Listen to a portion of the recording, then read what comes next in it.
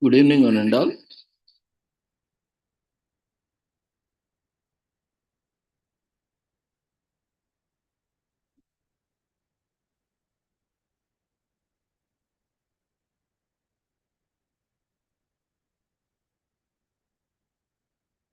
We welcome you all to the International Conference on Suicide Prevention, Awareness, Education, Health, Well-being, Environment and Sustainable Development 2024 on occasion of World Suicide Prevention Day and World Suicide Prevention Week and World Suicide Prevention Month, September 2024, as part of awareness and campaigns. And Azadi Ka Amrit Mahotsav, nation celebrating 77 years of independence and United Nations Sustainable Development Goals 2015 to 2030 as part of awareness and campaigns in collaboration with Sri Holistic Health Foundation India and Sri Research Institute Center for Art, Sciences and Wellbeing. Before we start our sessions, let's take the blessings of Almighty.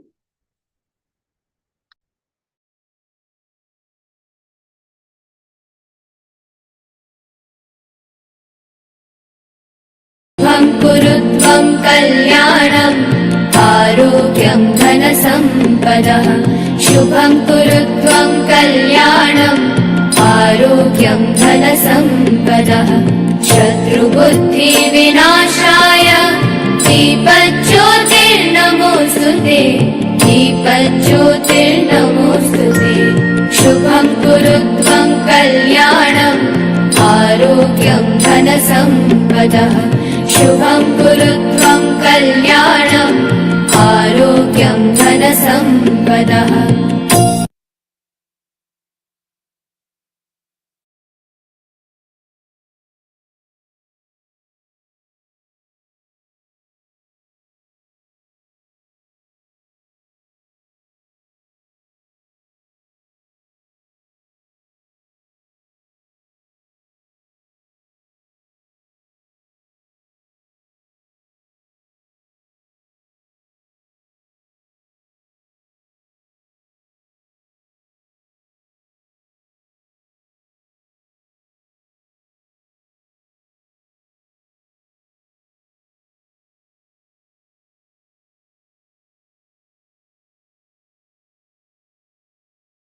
With the blessings of Almighty, we shall continue with today's commemorations. So today we are celebrating World Suicide Prevention Month.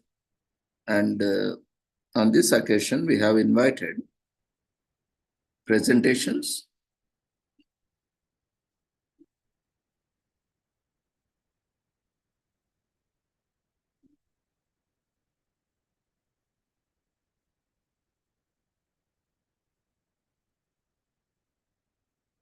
From the presenters. So those who have registered for the presentations or those who are willing to make presentations are requested to share the details in the chat box to host so that we can invite you. The format and the details required to be shared is displayed on the screen, is being shared. Kindly follow the format and share the details. As per the availability, we will be sharing the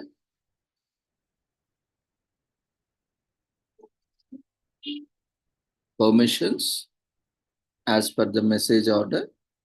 You will be allowed to present. So all the participants and presenters have to register. The Google form has been already circulated. I hope everyone has registered. If not, we have also shared the registration form in the chat box. Apart from that, there is a registration form which will be shared in Zoom platform and feedback form, which will be also shared in Zoom platform at the end of the session. So for certificates, it is mandatory that you fill the registration form as well as a feedback form to be eligible for the certificate. So feedback form will be shared at the end of all the sessions. So kindly stay online.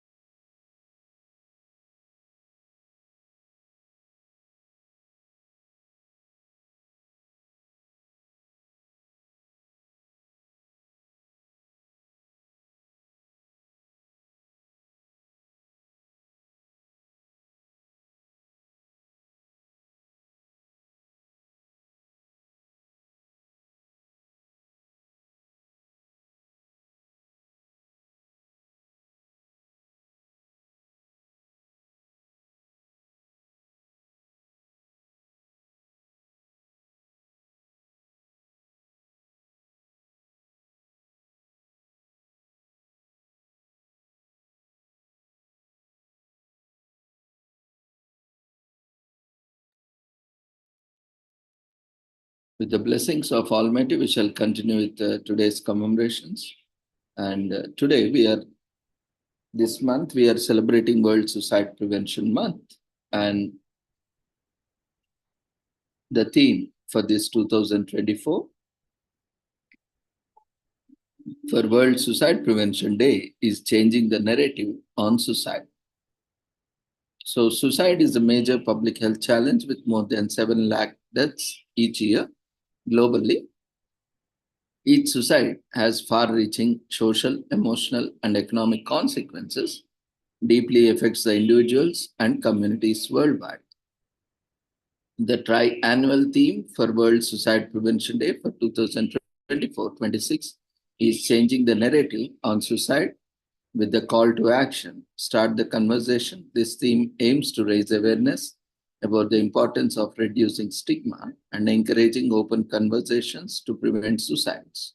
Changing the narrative on suicide is about transforming how we perceive this complex issue, shifting from a culture of silence and stigma to one of the openness, understanding, and support.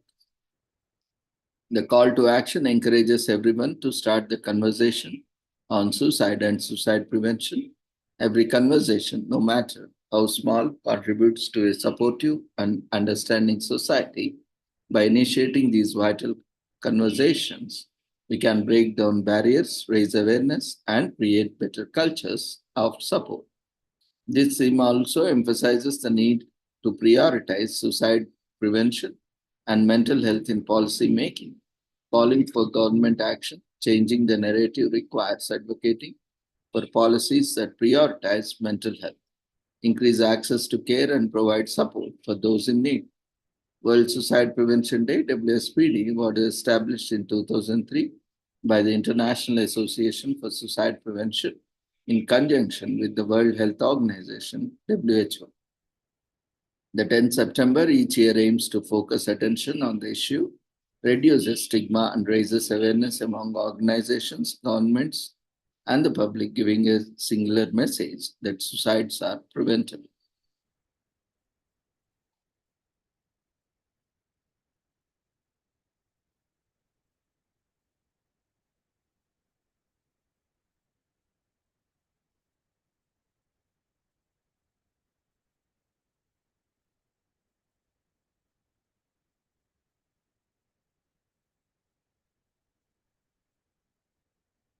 Suicide remains a global critical issue affecting individuals and communities worldwide.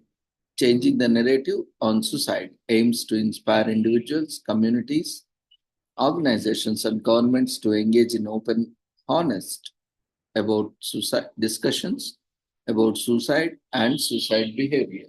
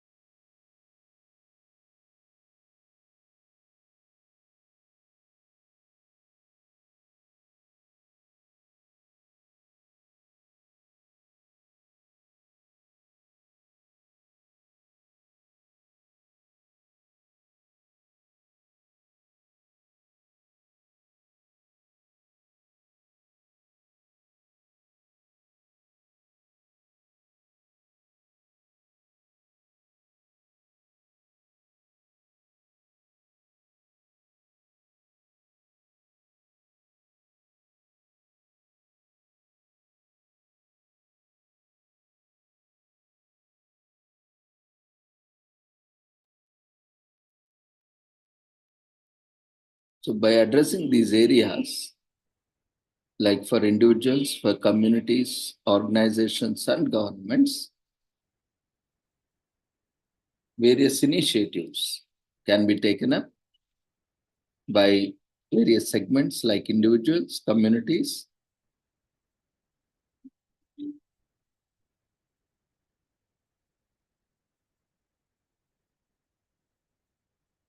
where they can play an effective role in suicide prevention.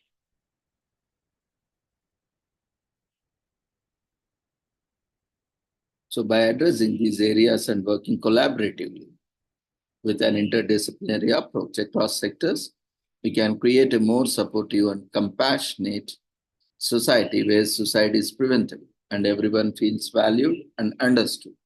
So start the conversation today.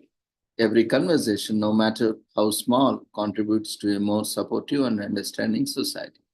Together, we can make a difference and work towards a future where suicide prevention is prioritized and everyone feels supported to get help works for them.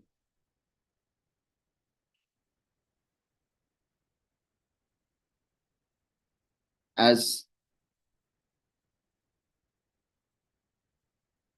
quoted by the president message, for too long, suicide has been shrouded in silence, stigma, and misunderstanding.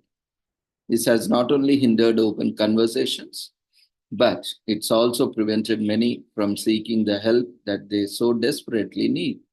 By starting the conversation, we can change the narrative on suicide from one of the despair to one of the hope.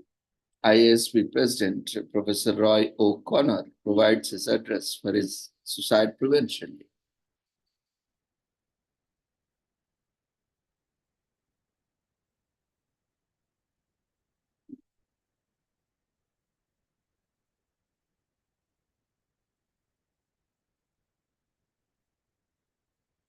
Now let's look at how an individual can contribute.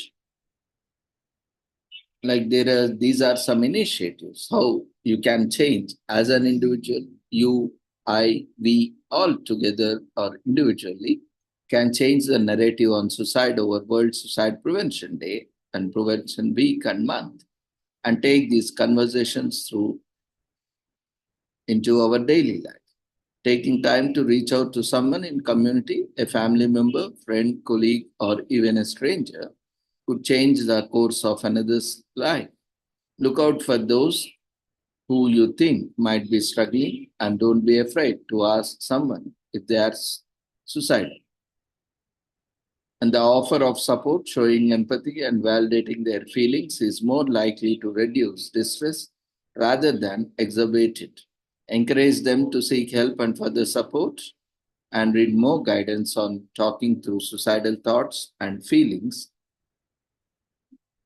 Keep informed. Consider accessing training opportunities in suicide prevention and awareness to identify and support those with suicidal thoughts and behavior.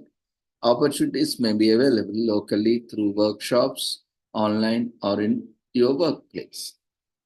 Share your stories. Individuals who have survived a suicide attempt or experienced the loss of a loved one to suicide often have valuable insights that can help us understand how the words and actions of others can be important.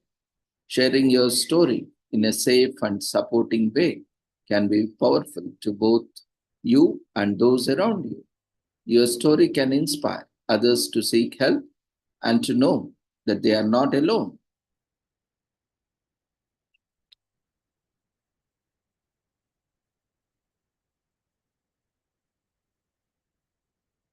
Advocate for mental health awareness. Promote mental health awareness within your community using social media or organizing events like us, which we all are attending today, or even casual conversations to spread the message.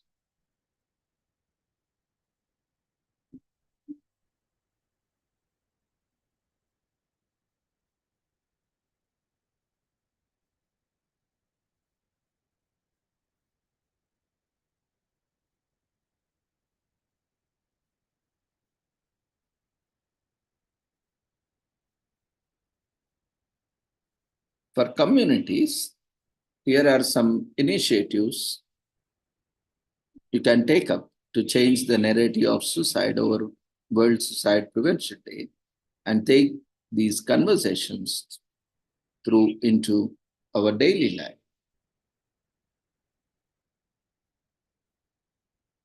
Like organizing events, like organizing awareness, raising events such as seminars, workshops, conferences, webinars, or talks, or community walk to educate people about mental health, signs of suicidal ideation, and supporting those in need. You could also organize memorial events that honor those lost to suicide and provide a space for shared grief and support. So, provide resources, consider developing pamphlets, posters, and online content that provide information on local or accessible mental health services, hotlines, and crisis centers. Existing websites, find a helpline, and apps that offer mental health resources and support can be also promoted through during these events. So create safe spaces, facilitate regular support, group meetings, create forums both online and in person, and develop programs for young people so that individuals in distress can openly discuss mental health issues in a non-judgmental environment and access the support they need.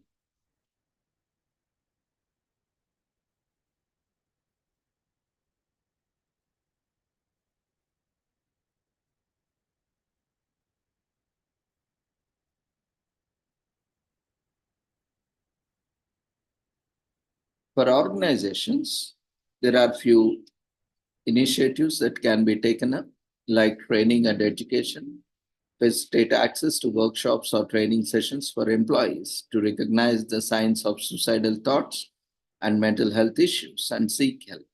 For mental health first aid and suicide prevention support, there may have expertise available locally, or your organization can also provide access to online courses and certifications for the workplace.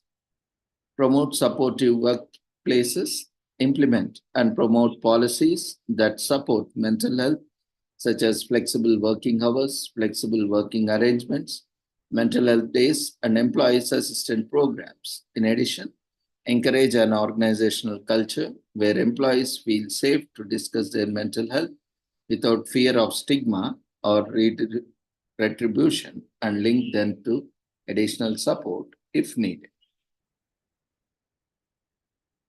Various corporate social responsibility initiatives can be taken up by funding mental health organizations and charities or programs in the organizations or their communities to support their initiatives, encouraging employees to volunteer their time and skills to awareness raising campaigns, such as Cycle Around the Globe and other community initiatives, or any such initiative which can be taken.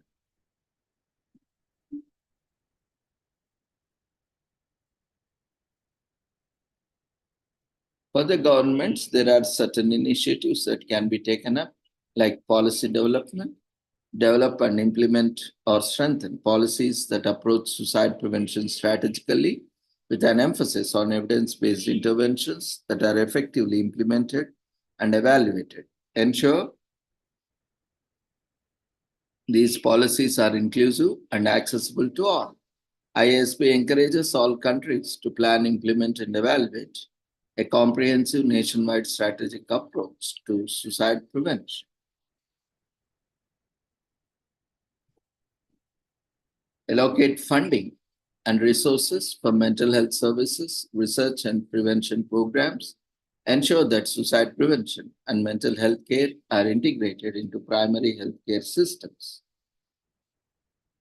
Launch national, regional, and local campaigns to educate the public about suicide prevention and wider mental health issues, reducing stigma and encouraging help seeking behavior, as well as signposting as to where to seek help.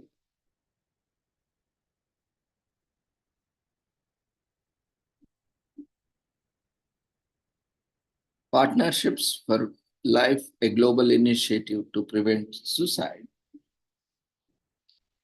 The development of national suicide prevention strategies have been identified as a proven systematic evidence-based response to preventing suicide that combines both community-based approaches and government policy.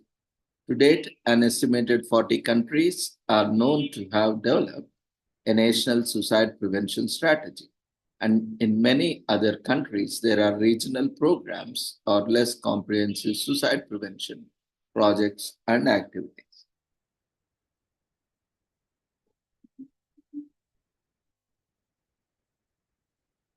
So, Partnerships for Lives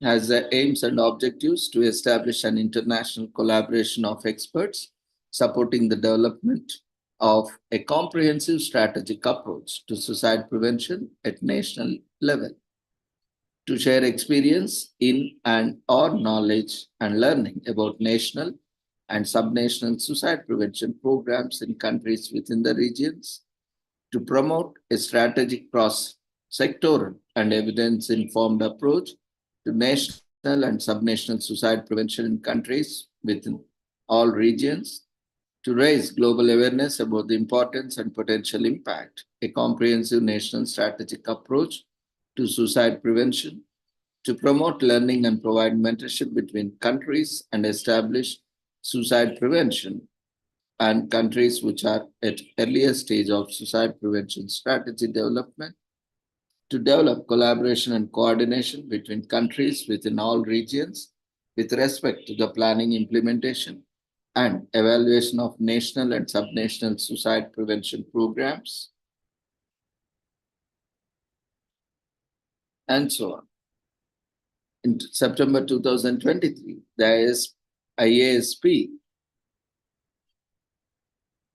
membership ratified a policy position recommending that every country should adopt or make progress towards the adoption of a national suicide prevention strategy aimed at reducing rates of suicidal behavior.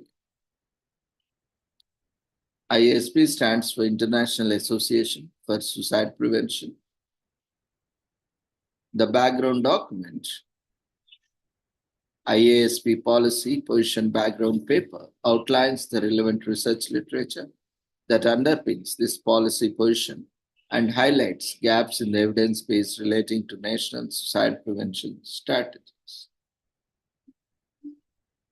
So, the Partnership of Life webinar series promotes learning on the best practice and effective interventions in relation to the implementation of suicide prevention strategies and programs.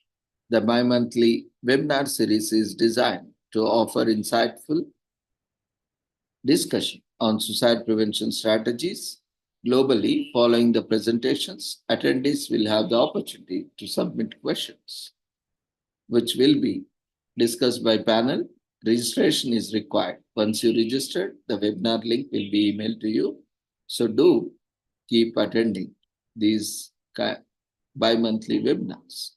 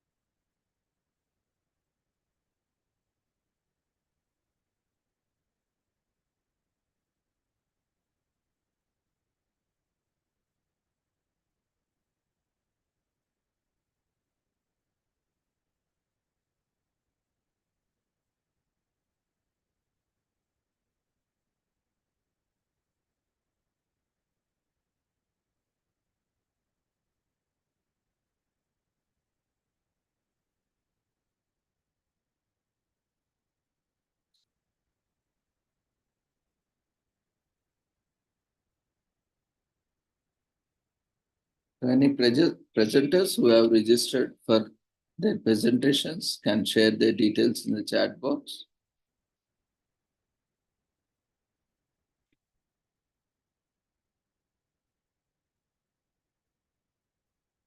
So that we can permit you for your presentations.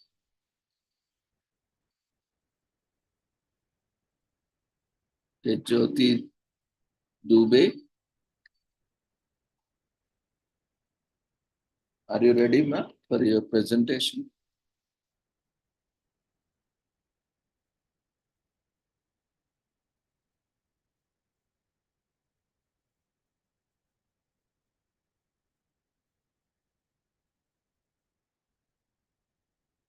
You will be provided co-host permissions. You can start sharing, unmute yourself, start your video, and start sharing your presentation along with your brief introduction. Kindly go through the presentation guidelines before making presentations. For those who are presenting on this platform, which will help you with the instructions. So the registration form is open. So those who have not filled the registration form can fill the registration form in the form of Zoom box. So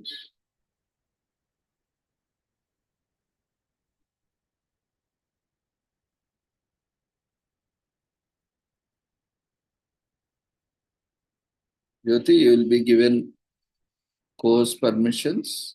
Kindly do not close any forms. If you see any form, just minimize it so that others participants can continue filling their registration.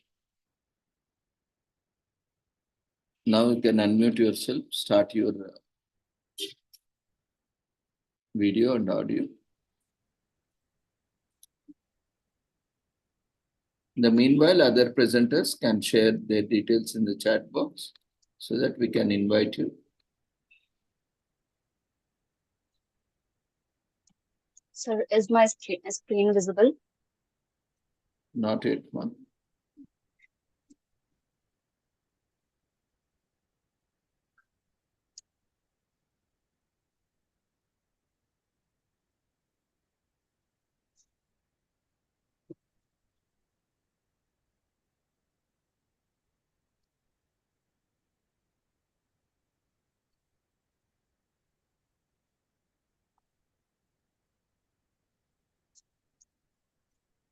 Good evening, everyone.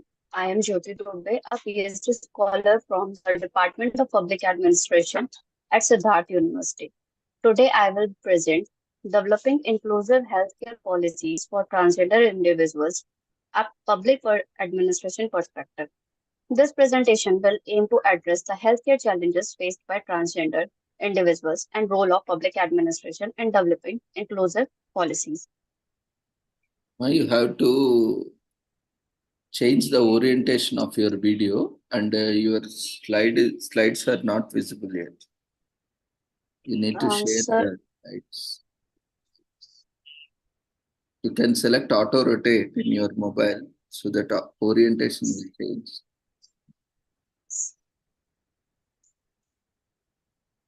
Or you change the mobile, direction, orientation.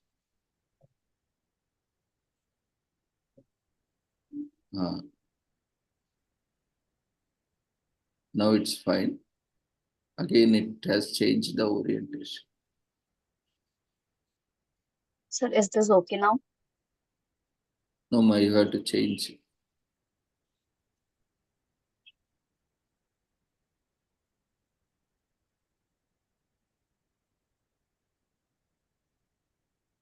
Sir, will this work? No, ma, still you have to rotate 90 degrees. Now it's fine. You fix it, lock the orientation so that it does not change. Now you can lock it so that it will not change.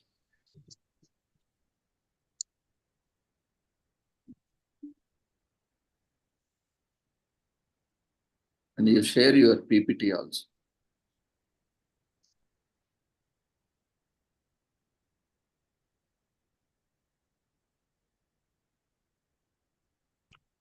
This is not working.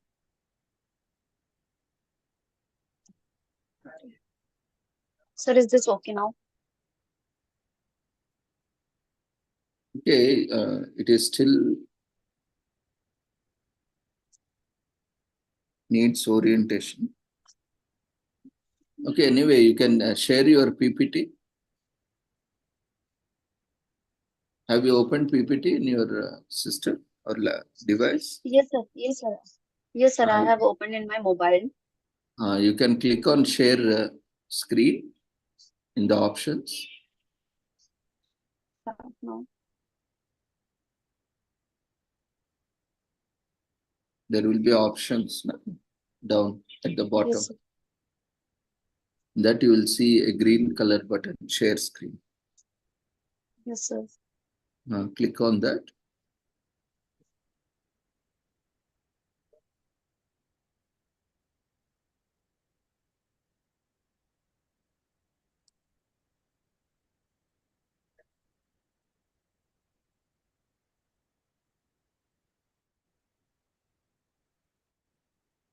I hope this will be fine now.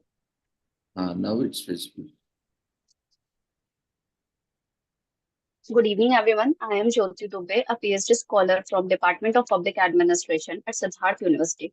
Today, I will present Developing Inclusive Healthcare Policies for Transgender Individuals, a Public Administration Perspective.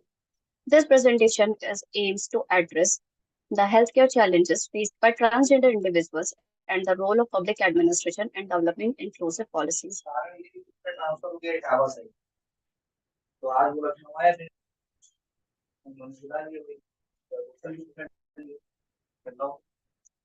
To begin with, transgender individuals faces numerous challenges in accessing healthcare, often due to social stigma, discrimination, and a lack of understanding by healthcare providers.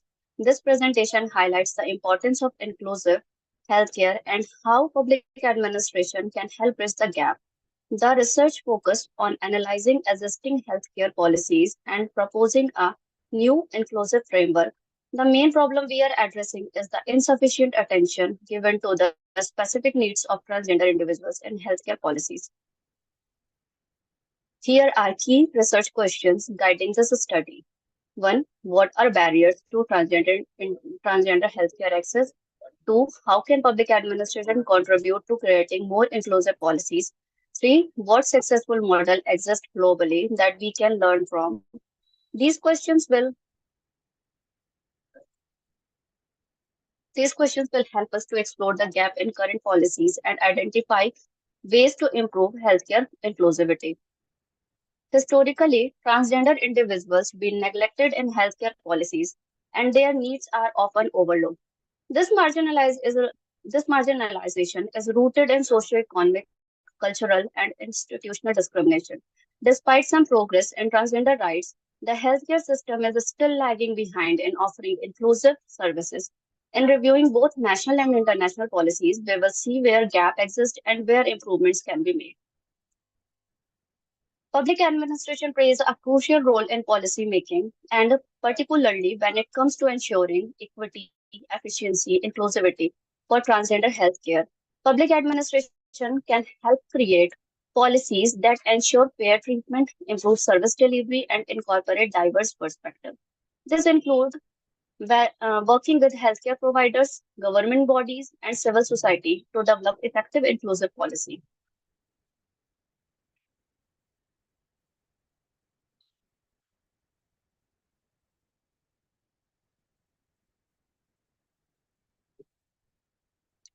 Challenges faced by transgender communities. Transgender individuals face a range of challenges when it comes to healthcare access. Social stigma often leads to discrimination in healthcare settings, making it difficult for transgender people to receive proper care. Economically, many transgender individuals face financial barriers that prevent them from accessing specialized healthcare. Additionally, healthcare providers often lack the training and understanding needed to offer appropriate care. However, there are successful models of inclusive healthcare in other countries. For example, Thailand provides gender affirming surgeries as part of its healthcare system, And Argentina offers legal recognition and healthcare rights for transgender individuals. These countries have developed healthcare policies that cater to specific needs of transgender people, and they serve as valuable case studies for improving transgender healthcare globally.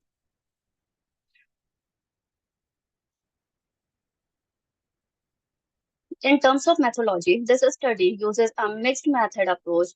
We will combining both qualitative interviews and quantitative survey to give together data for transgender individuals, healthcare providers, and policymakers. We will use secondary data for policy, reports, and government documents to analyze the current state of transgender healthcare, and primary data from interviewers to understand the lived experience of those directly affected. When we analyze the current state of transgender healthcare, several gaps became apparent. While some policies exist, they are often not implemented effectively at the grassroots level. Additionally, healthcare providers are rarely trained to meet the specific needs of transgender individuals, which leads to poor service delivery.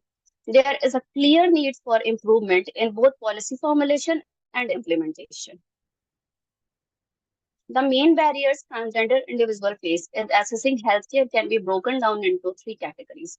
One, institutional barrier, such as lack of government support or clear guidelines for inclusive healthcare. Two, social barriers, stigma and discrimination in society and healthcare setting. Three, economic barrier, the high cost of specialized healthcare, which is often unaffordable for many transgender individuals. These barriers needs to address in order to create more inclusive healthcare system. Public administration is key to addressing these gaps. By promoting inclusive policies, public administration can help reduce the barriers transgender individuals face in healthcare. This can achieve by improving service delivery, offer training, and sensitization program for healthcare providers, and fostering collaboration between different stakeholders such as government, NGO, and transgender community. When we look at the case studies from countries like Thailand and Argentina, we see different approaches to transgender healthcare that have been successful. For instance, Thailand provides gender affirming surgeries, while Argentina focuses on legal recognition of healthcare rights. Both countries are valuable and provide adopting these models to be fit in local context. Recommendation policy framework. Based on the finding, I proposed a policy framework with the three key elements. Inclusive policy formulation. Transgender communities must be involved in policy making process to ensure their needs are addressed. Two, sensitization. Healthcare providers should receive training to understand the specific health needs of transgender individuals. Three, accessibility. Healthcare service needs to be made more affordable and accessible in both rural and urban areas. These steps are essential to creating a truly inclusive healthcare system. For policymakers, the main recommendations are to enforce anti-discrimination laws within the healthcare, provide financial support for inclusive service, and develop a monitoring mechanism to ensure policies are being implemented effectively. It is also crucial to create platforms for dialogue between the transgender community and policymakers to ensure their voices are heard. Healthcare providers also plays a critical role in ensuring transgender individuals receive appropriate care, training, and sensitization program must be incorporated into medical education so that future healthcare professionals are equipped to meet transgender patients' needs. Additionally, healthcare providers should offer specialized services and adopted culturally competent care practice to ensure the dignity and identity of transgender individuals are respected. Collaboration is key to developing and implementing inclusive healthcare policies. Government bodies, NGOs, transgender advocacy groups, and healthcare professionals must work together to create policies that are effective and inclusive. The role of civil society is particularly important to raising awareness and pushing for the changes at the grassroots level. In conclusion, the current healthcare policies in place for transgender individuals are insufficient and lack inclusivity. Public administration has a critical role to play in addressing these gaps, particularly by promoting equity, efficiency, and inclusivity in policy development. Moving forward, future research could focus on the role of digital health solutions or international cooperation in the transgender healthcare policy development. Thank you for your attention. Now I welcome any questions or comment. Let's engage in a discussion about how we can further improve healthcare policies for transgender individuals. Thank you so much.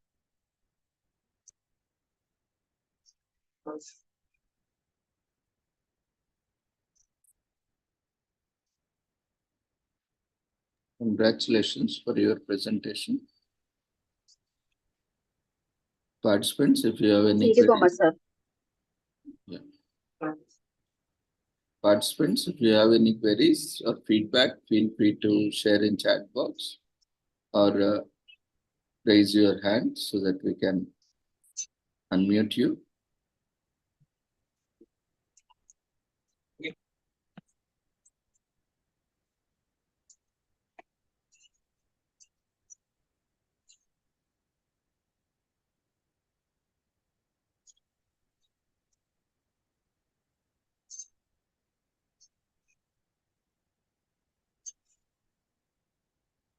You can continue to share your feedback or suggestions in the chat box.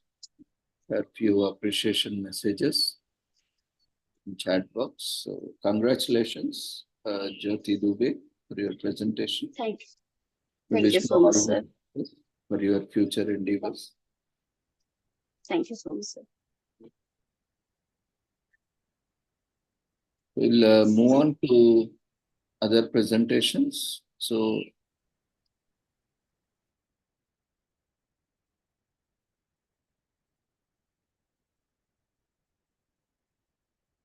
if anyone else have registered for their presentations, can share their details in the chat box so that we can invite them.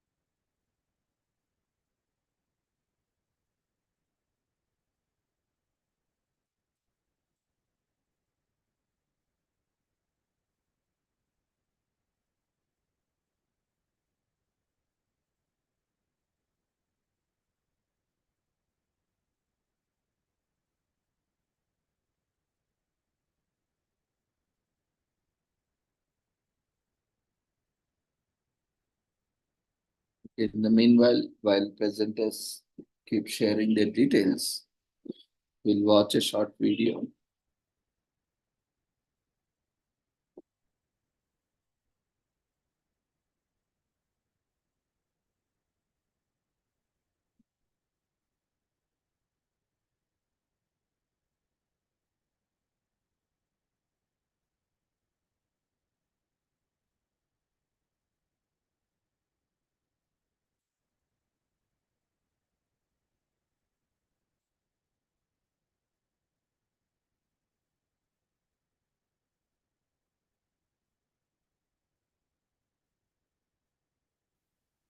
Hello.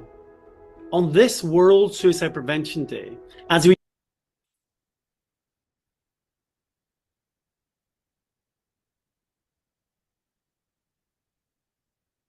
Hello. On this World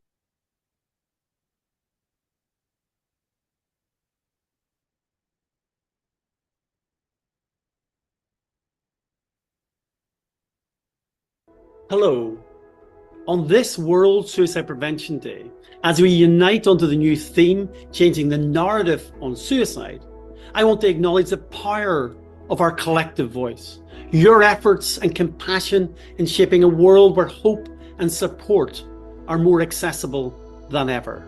I also want to thank everyone who participated in our public consultation to create this important new theme and our call to action, start the conversation.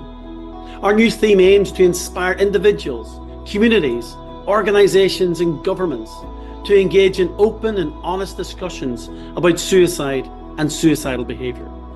For too long, suicide has been shrouded in silence, stigma and misunderstanding. This has not only hindered open conversations, but has also prevented many from seeking the help that they so desperately need. By starting the conversation, we can change the narrative on suicide from one of despair to one of hope. Today and every day, your role is vital, irrespective of whether you're a healthcare professional, an educator, a policymaker, an academic, someone with lived experience, or simply a concerned citizen. Suicide prevention is our collective responsibility, and together we can create a world where every life is valued and supported. I encourage you to take part in the events and activities happening around the world to mark World Suicide Prevention Day. So please continue these conversations. Let us carry forward the spirit of this year's theme into our daily lives, making a difference wherever we can. Thank you for your continued support and contribution to this such important cause.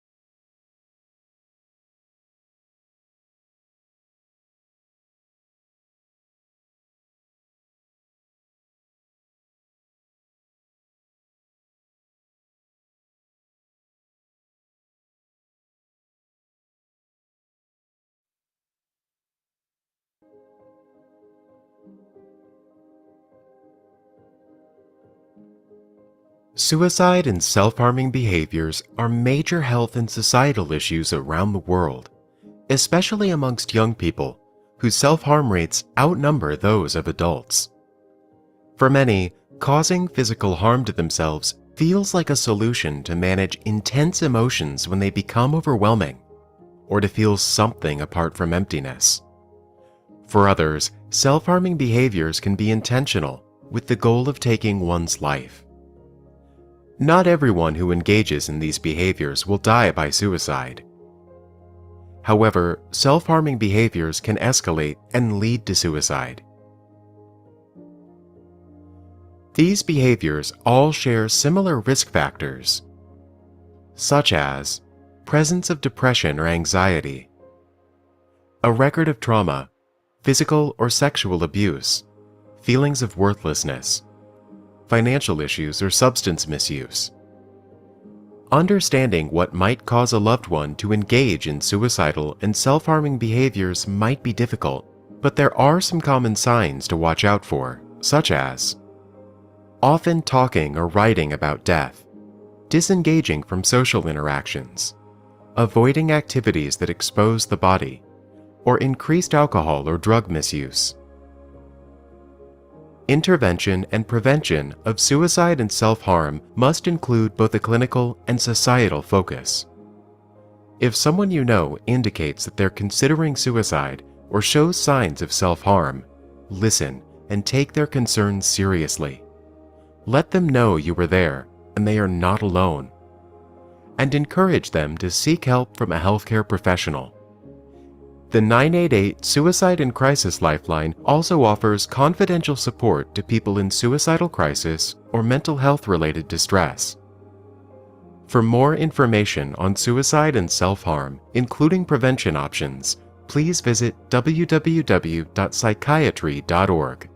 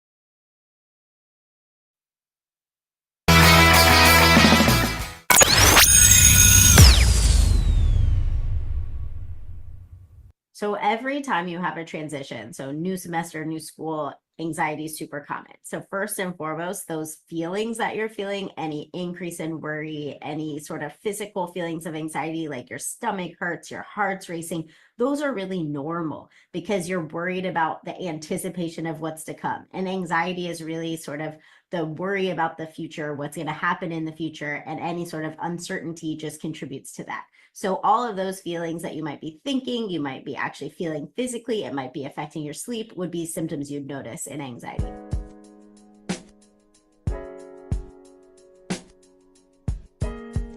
It's a really good question to know, how do I know if what I'm experiencing is a problem? Because I just told you feeling worried, feeling stressed, feeling concerned about any of the uncertainty is super common and you shouldn't beat yourself up about that. So how do you know if it's actually a problem? Really depends on how severe your symptoms are and how much they're impacting your life. So you might feel worried, but be able to do everything. But you might feel so worried that you can't see friends, you can't go to class, you can't interact in the way you used to. That's really disrupting your day-to-day life. And that would be something to be concerned about. If the symptoms seem to be getting worse, like you were sleeping most nights and now you only sleep some nights, that's also something to be concerned about. Or if you're a person who already is seeing somebody for anxiety and you're starting to notice some of those warning signs that got you going to therapy or to a psychiatrist in the first place, that would be a sign to go earlier. So you might actually go earlier than someone else because you've already had experience with this, and you might notice your warning signs earlier. And the sooner you get connected, the better for sort of preventing anything worse from happening than needs to happen.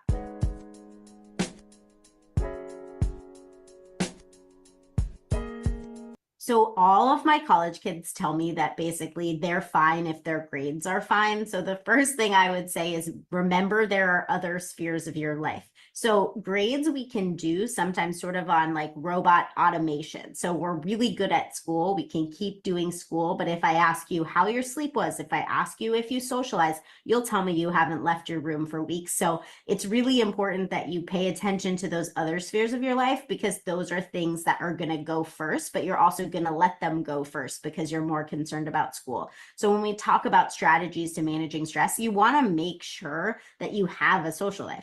It doesn't mean that you have a million friends, because people get really worked up that when we say that you have to have a million friends, but it means you have someone you can turn to, that you can talk to about what's going on, that you can be vulnerable with, that you can get distracted with and go do something you like to do. That's really important.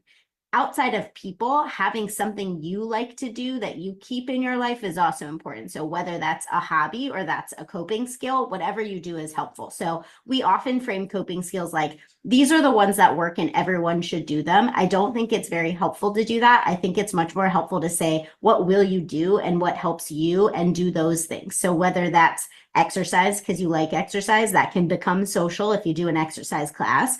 Whether that's mindfulness or meditation, you could go learn how to do those skills, or you could listen to an app. Whether that's watching stupid television and relaxing, which is one of my favorites, that's also okay. Like, what you choose to do should be what works for you.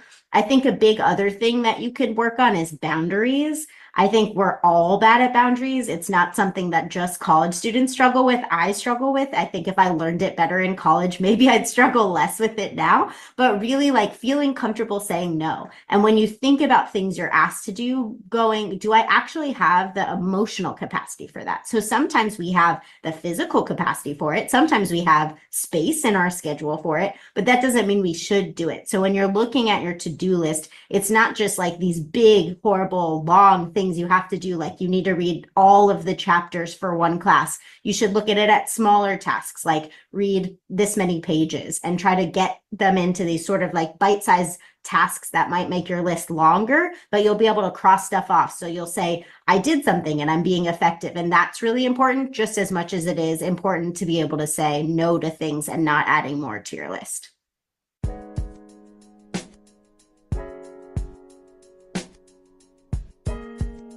One of the things I think people forget about college is you're around people all the time. And it wasn't usually the case for people. So like, you would go home and maybe you don't have siblings, or maybe it's just one parent, or maybe it's just a caregiver, and maybe you're just with yourself most of the time. In college, it's often set up where you're in housing. You might have a roommate. You might share a bathroom. You might go to these like big classes, and your classes might have been small when you were younger. And so I think we just kind of take for granted how much peopling, for lack of a better word, that there is in college. And so give yourself some grace for that, and know that you might need to slowly expose yourself to it and not just be like flooded with people all the time. So try to still preserve some time for yourself where it makes sense. Try to do smaller social activities where you can. You'll be able to see if like a club is smaller or a class might be smaller. And so you're not just in these big groups all the time, because that might help. Again, making sure that you have a person you can talk to and not just a million people you can talk to can be helpful for that. Being sure you sort of check the thoughts that you're having can be helpful too. So I think when we're comparing ourselves to other people, we're not very nice to ourselves. We tend to say things like, you're stupid, nobody wants to hang out with you, why would it be your friend, nobody wants to be your friend. We're just not nice to ourselves. So trying to catch the times where you're doing that and correcting it and saying like, how would you tell a friend that? So if a friend came to you and a friend said, I'm really struggling with socializing in college, you wouldn't be like, well, that's because you're a horrible person, or that's because you're really bad at being a friend, because that just sounds ridiculous. But it's the things that we say to ourselves. So being able to reframe what you say to yourself like you're talking to a friend can be really helpful, and say, you know, it's really hard adjusting to college. It's not a surprise that you might feel like that. How do we make it feel better for you? Or how can I make sure that there's some time in your schedule where you can read by yourself and not be around people all the time? And I think that that's really important. So we call that self-compassion. You can look some of that up too for other ideas, but that's really what that means. Being nicer to yourself can be really helpful in those situations, because you're already really worried about what everyone else thinks, and you sort of internalize that and make it even meaner towards yourself.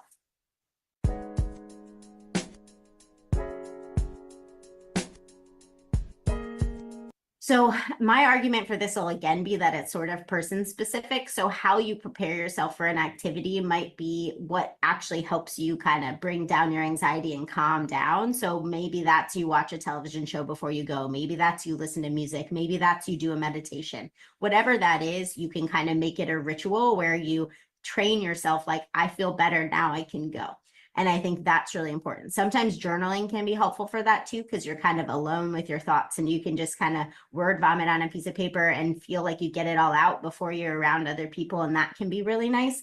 I also think it can be helpful for some people to think about what conversations they might have, what the interactions might be like, and kind of, I don't know, simulate what that could be like for themselves. You might have to write it out. You might have to talk to a friend or a therapist about something like that. But what scares you about those conversations? What are you worried about that you might say? How do you get out of those conversations? So if you want to leave, what does that feel like? Are you capable and do you feel okay saying, I'm just going to leave? Or do you need to practice what it might be like to tell someone you're going to leave or to just leave? And so kind of walking yourself through that mentally, knowing how to leave, where you would leave, how to have those conversations can be really helpful. And sometimes that's actually scripting it if you don't feel comfortable kind of going in blind, and that can lower your anxiety because you're saying, oh, I'm prepared for this and I've thought about this and I know how I'm going to deal with this. And that kind of decreases the uncertainty of it and the anxiety of those interactions.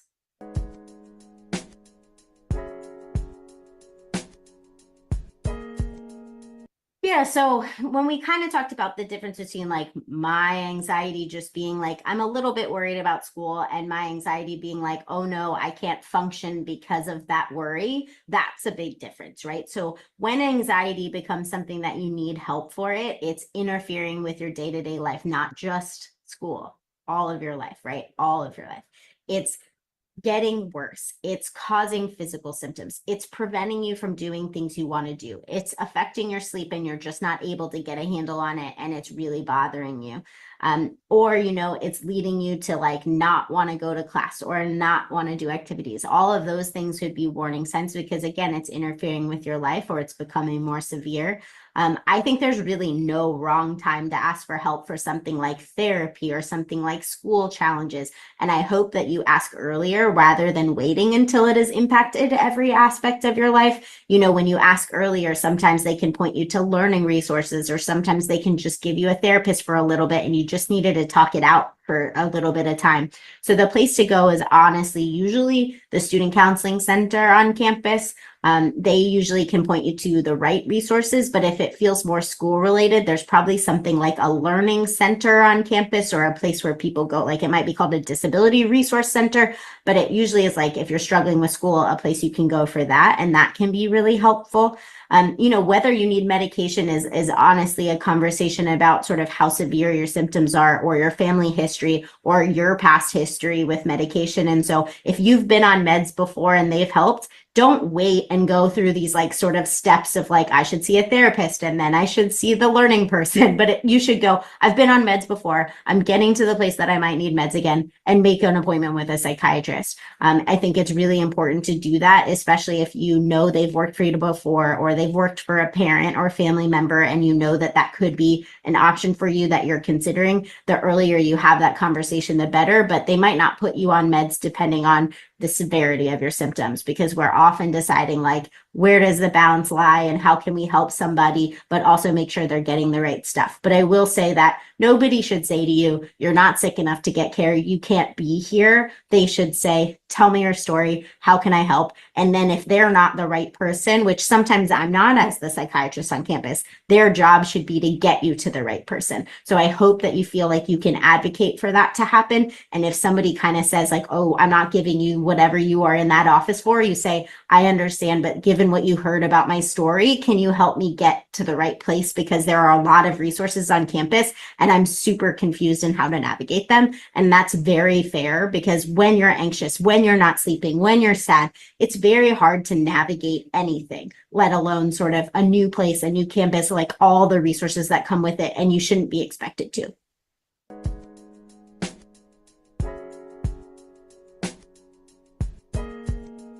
So the tips I would say are, one, deep breathing is really helpful. It can calm you down, but if you do it like for the very first time when you're stressed out, you're going to hate it. But there are different forms of it. Like you can use like an app called Breathe to Relax. You can use something called box breathing. The gist of it is you exhale longer than you inhale. We use it in like yoga and stuff like that too, right? It just kind of makes your nerves like calm down. And the cool thing about it, I think, is you can't see it. So people, if you're really stressed out and you need to breathe out longer than you breathe in, no one's going to go, I bet you just breathed out longer than you breathed in, unless they're being super weird. And that's like totally not your problem, right? So deep breathing can be really good for that because it's subtle.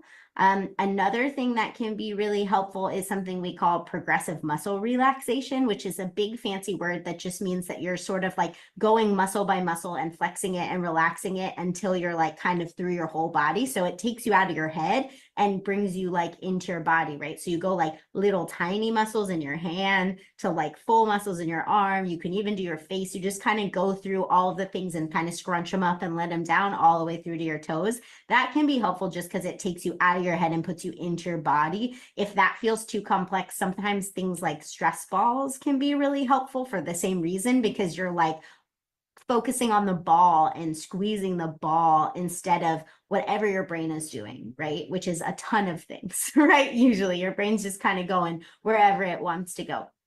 And the third thing that I would say is sometimes it just helps to kind of like ground yourself in the things that you like. So sometimes there are different techniques of like how to get yourself out of your head and into the present. A good one is just literally like going through a list of things, like in your, like saying it out loud. Like, let's say you like cars, just naming brands of cars can be helpful. If you like stupid television shows, you can name a character on those TV shows and go through and just name them. And sometimes that's just like, it's really just focusing you on the list and the naming and away from all of the stress wherever your brain is taking you. And that can be really helpful too.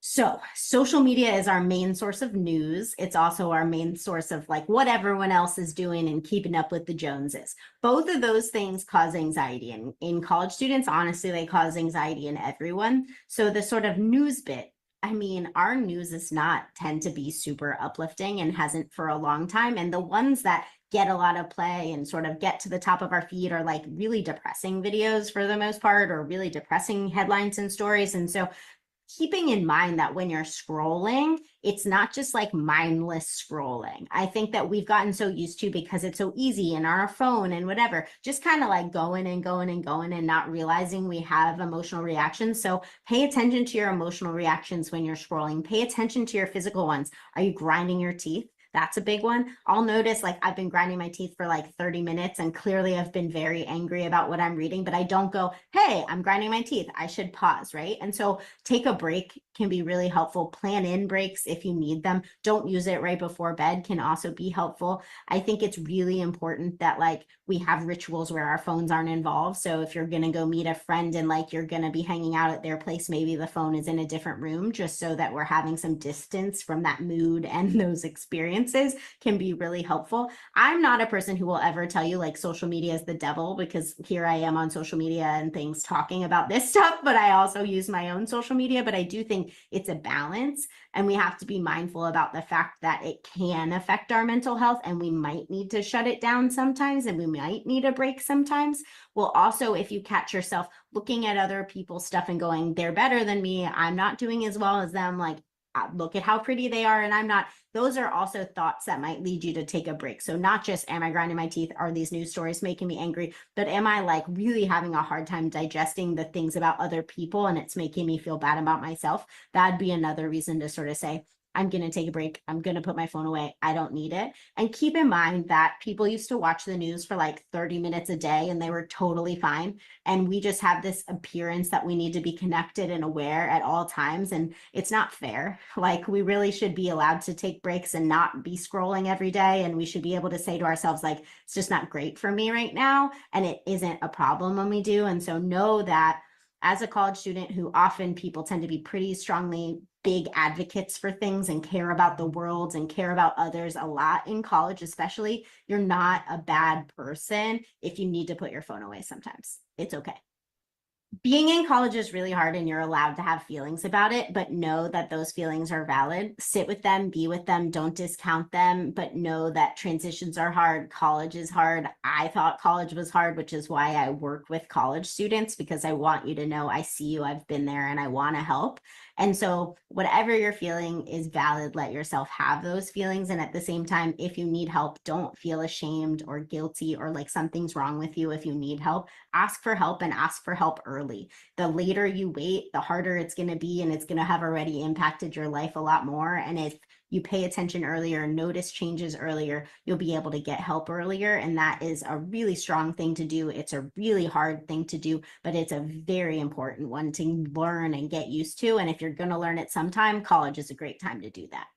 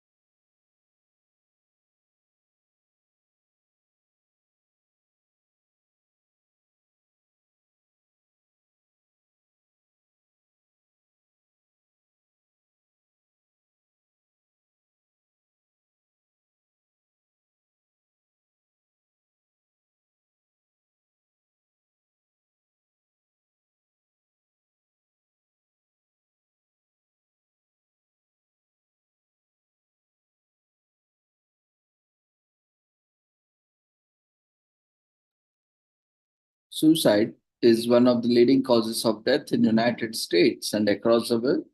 It is the second leading cause of death for people aged 10 to 34. The highest rate of suicide occurs in persons 75 years of age or older. The impact of suicide in communities makes suicide a serious public health problem.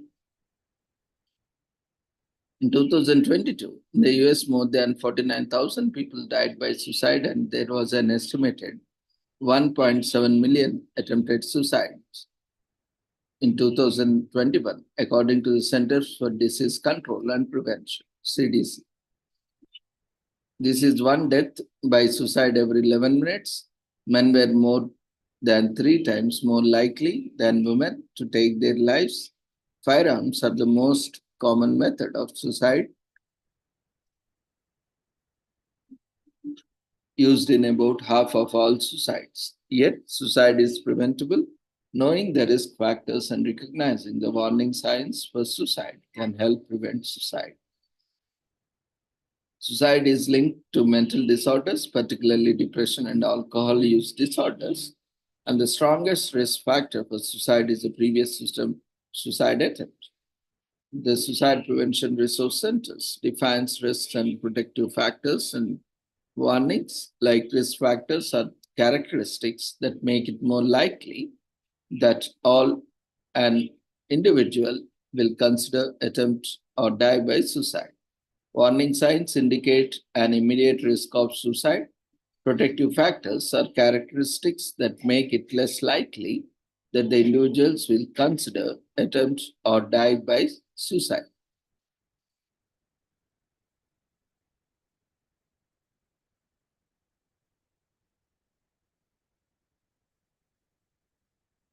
So let's look at the risk factors. Individual, relationship, community, and societal factors can increase the risk of suicide, such as previous suicide attempts, a history of suicide in the family, substance use, mood disorders like depression, bipolar disorder, access to lethal means, for example, keeping firearms in home or having access to unsecured prescription medications, losses or other events, for example, the breakup of a relationship, of a death, academic failure, legal difficulties, financial difficulties, history of trauma or abuse, bullying, chronic physical illness, including chronic pain, exposure to suicidal behavior of others, social isolation, historical trauma, stigma associated with seeking help. In some cases, a recent stressor or sudden catastrophic event, failure, or can leave people feeling desperate, unable to see a way out, and become a tipping point towards the suicide. A CDC report highlights the complexity of suicide. While a mental health condition may be a contributing factor for many people, many factors contribute to suicide among people with and without known mental health conditions. A relationship problem was top factor contributing to suicide, followed by crisis in the past or upcoming 2 weeks and problematic substance use. About half, 54%, of people who died by suicide did not have known mental health condition, according to CDC. However, many of them have been dealing with mental health challenges that have been not diagnosed or known to those around them. There are certain warning signs, often talking or writing about death, dying, or suicide, making comments about being hopeless, helpless, or worthless, expressions of having no reason for living, no sense of purpose in life, saying things like it would be better if I wasn't here or I want out, increased alcohol and or drug abuse, use, withdrawal from friends, family, and community, reckless behavior or more risky activities, seemingly without thinking, dramatic mood changes, talking about feeling trapped or being a burden to others. Protective factors include contacts with providers such as follow-up phone call from healthcare professional or through online appointments, through video conferencing or audio conferencing systems, effective mental health care, easy access to a variety of clinical interventions, feeling of strong connections to individuals, family, community, and social institutions, strong sense of cultural identity, problem solving, and conflict resolution skills.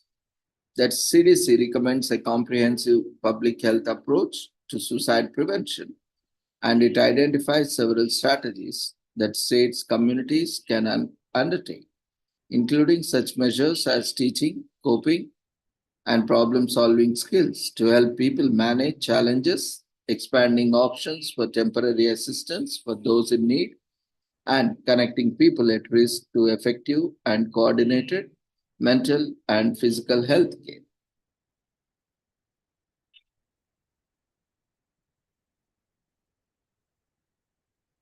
In US, there is a helpline 988 Suicide Crisis and Lifeline that has developed 5 steps to take support a loved one that may be experiencing suicide thoughts.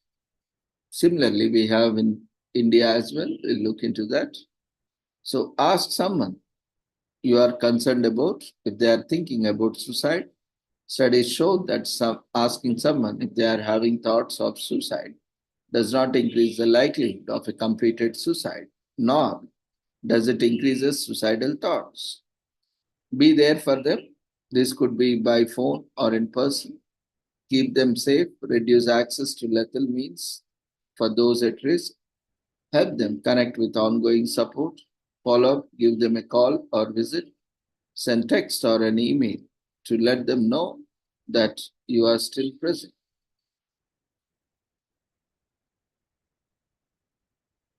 There are 5 action steps for helping someone in emotional pain.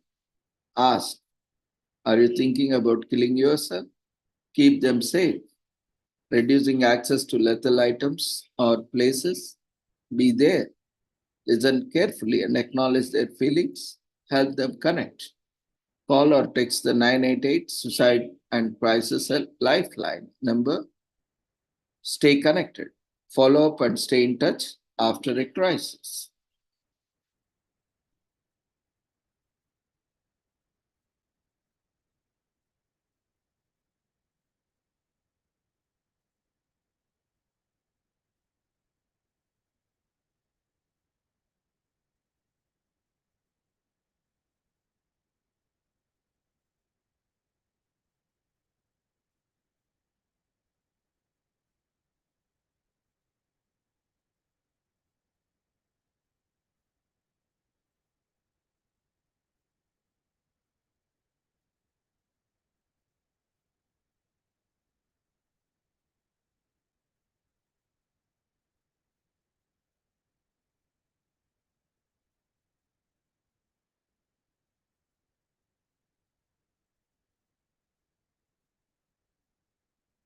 Various treatments and therapies are available for people at risk for suicide. Effective evidence based interventions are available to help people who are at risk for suicide.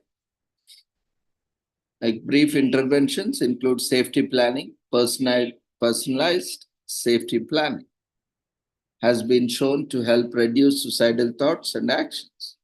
Patients work with a healthcare provider to develop a plan that describes ways to limit access to lethal means such as firearms, pills, or poisons.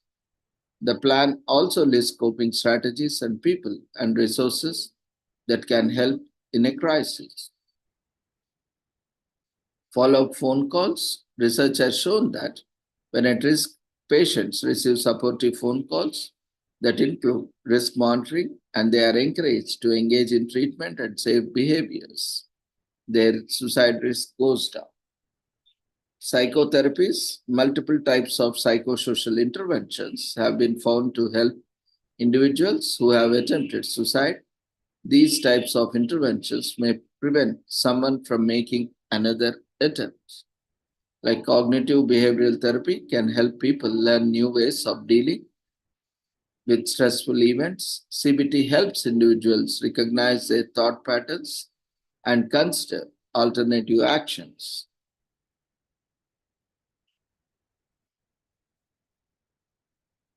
When thoughts of suicide arise, dialectical behavior therapy (DBT) has shown to reduce suicidal behavior in adolescents. DBT has also shown to reduce the risk of suicide attempts in adults with borderline personality disorder, a mental illness characterized by an ongoing pattern of varying moods, self-image, and behavior that often results in impulsive actions and problems in relationships. A therapist trained in DBT can help a person recognize when their feelings or actions become overwhelming and teach the personal skills that can help them cope more effectively with upsetting situations. Some individuals at risk for suicide might benefit from medication. People can work with their healthcare providers to find the best medication or medication combination, as well as the right dose. Many people at risk for suicide often have a mental illness or a substance use problems, and many benefit from medication along with psychosocial intervention. Clozapine is an antipsychotic medication used primarily to treat individuals with schizophrenia. To date, it is the only medication with a specific US Food and Drug Administration (FDA) indication for reducing the risk of recurrent suicidal behavior in patients with schizophrenia or schizoaffective disorder. If you are prescribed a medication, be sure talk with a healthcare provider to make sure you understand the risks and benefits of medications you are taking. Do not stop taking a medication without talking to your healthcare provider first. Suddenly stopping a medication may lead to worsening of symptoms. Other uncomfortable or potentially dangerous withdrawal effects also are possible. Report any concerns about side effects to a healthcare provider right away. They can help determine whether you need a change in the dose or different medication. Report serious side effects to the FDA MedWatch Adverse Event Reporting Program online or by phone 1-800-322-1088. You or your healthcare provider may send a report. Or you can also visit the FDA website. Collaborative care is a team-based approach to mental health care. A behavioral health care manager will work with the person, their primary health care provider, and mental health specialist to provide a treatment plan. Collaborative care have been shown to an effective way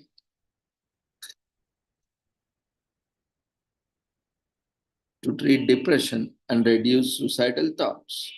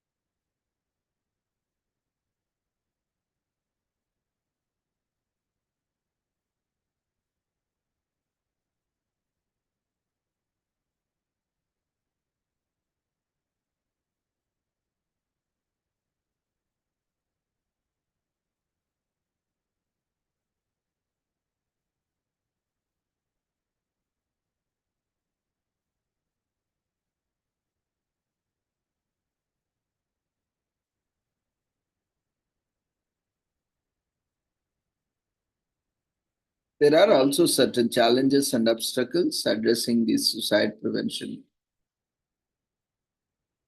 issues, like stigma, particularly surrounding mental disorders and suicide, means many people thinking of taking their own life or who have attempted suicide or not seeking help and therefore not getting the help they need. The prevention of suicide has not been adequately addressed due to lack of awareness of suicide as a major public health problem and the taboo in many societies to openly discuss. To date, only a few countries have included suicide prevention among their health priorities, and only 38 countries report having a national suicide prevention strategy.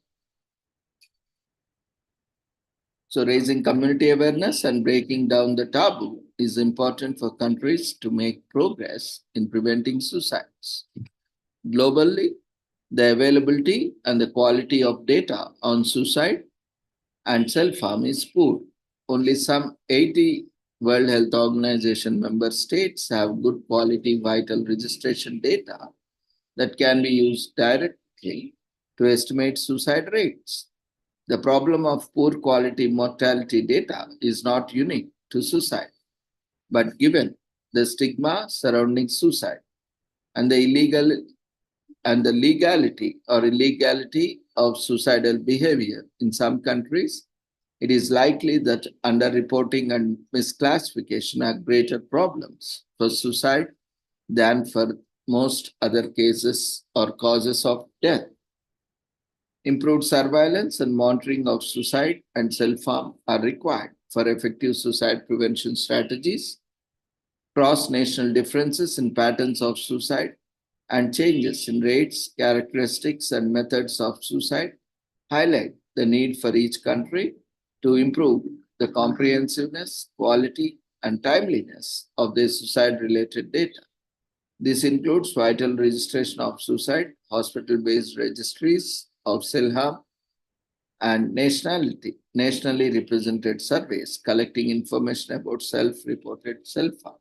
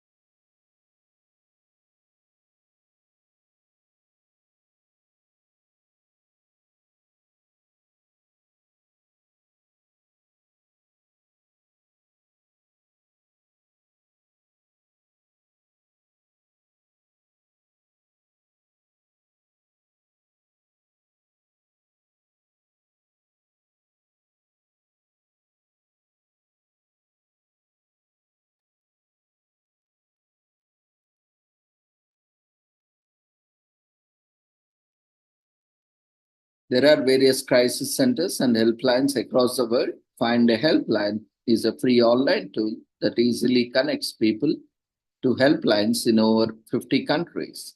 Established by Thoughtline, who built this, the largest verified network of mental health and crisis helplines in the world. Find a Helpline lists over 1,400 services with the option to search by topic, helpline specialty, contact method, and types of human support.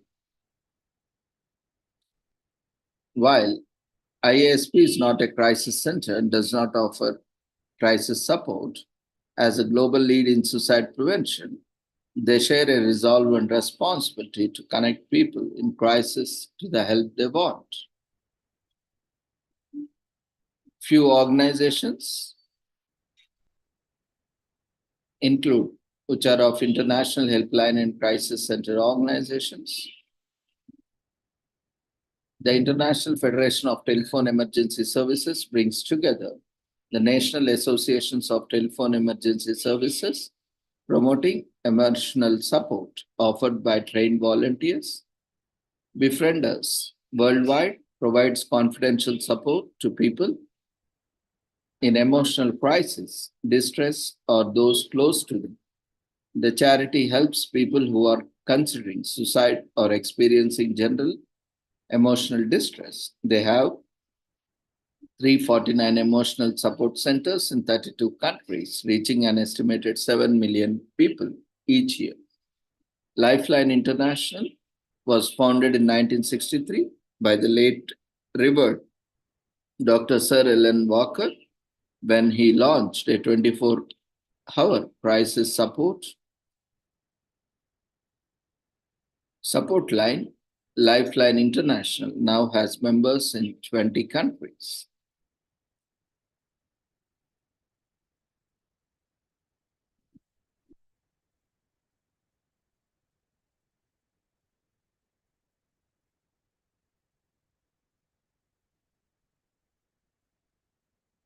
World Alliance of Crisis Helplines, IFOTS, Lifeline International, Befrienders Worldwide, Lifeline Australia, DLEO Fund, and National Suicide Prevention Lifeline created WACH, World Alliance of Crisis Helplines, a worldwide network that aims to improve access for people in distress to emotional support services.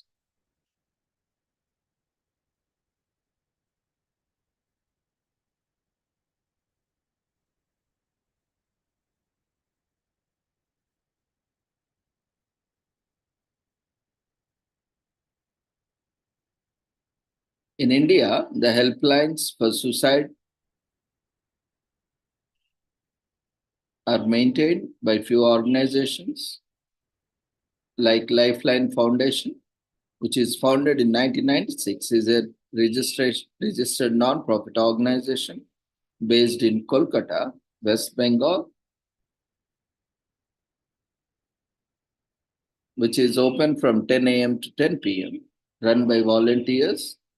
You can reach out to them by calling 908-803-0303.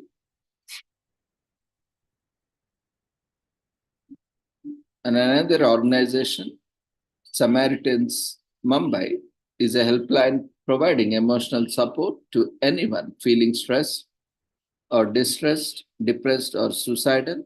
They are available from 4 p.m. to 10 p.m., run by volunteers. You can reach out to them on +91 84 84528. You can also access their website at samaritansmumbai.org. Another organization, Sneha Suicide Prevention Helpline.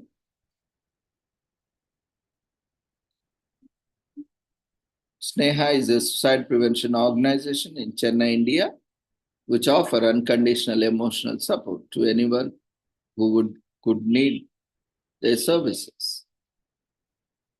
They are open from 10 a.m. to 10 p.m., run by volunteers. You can reach out to them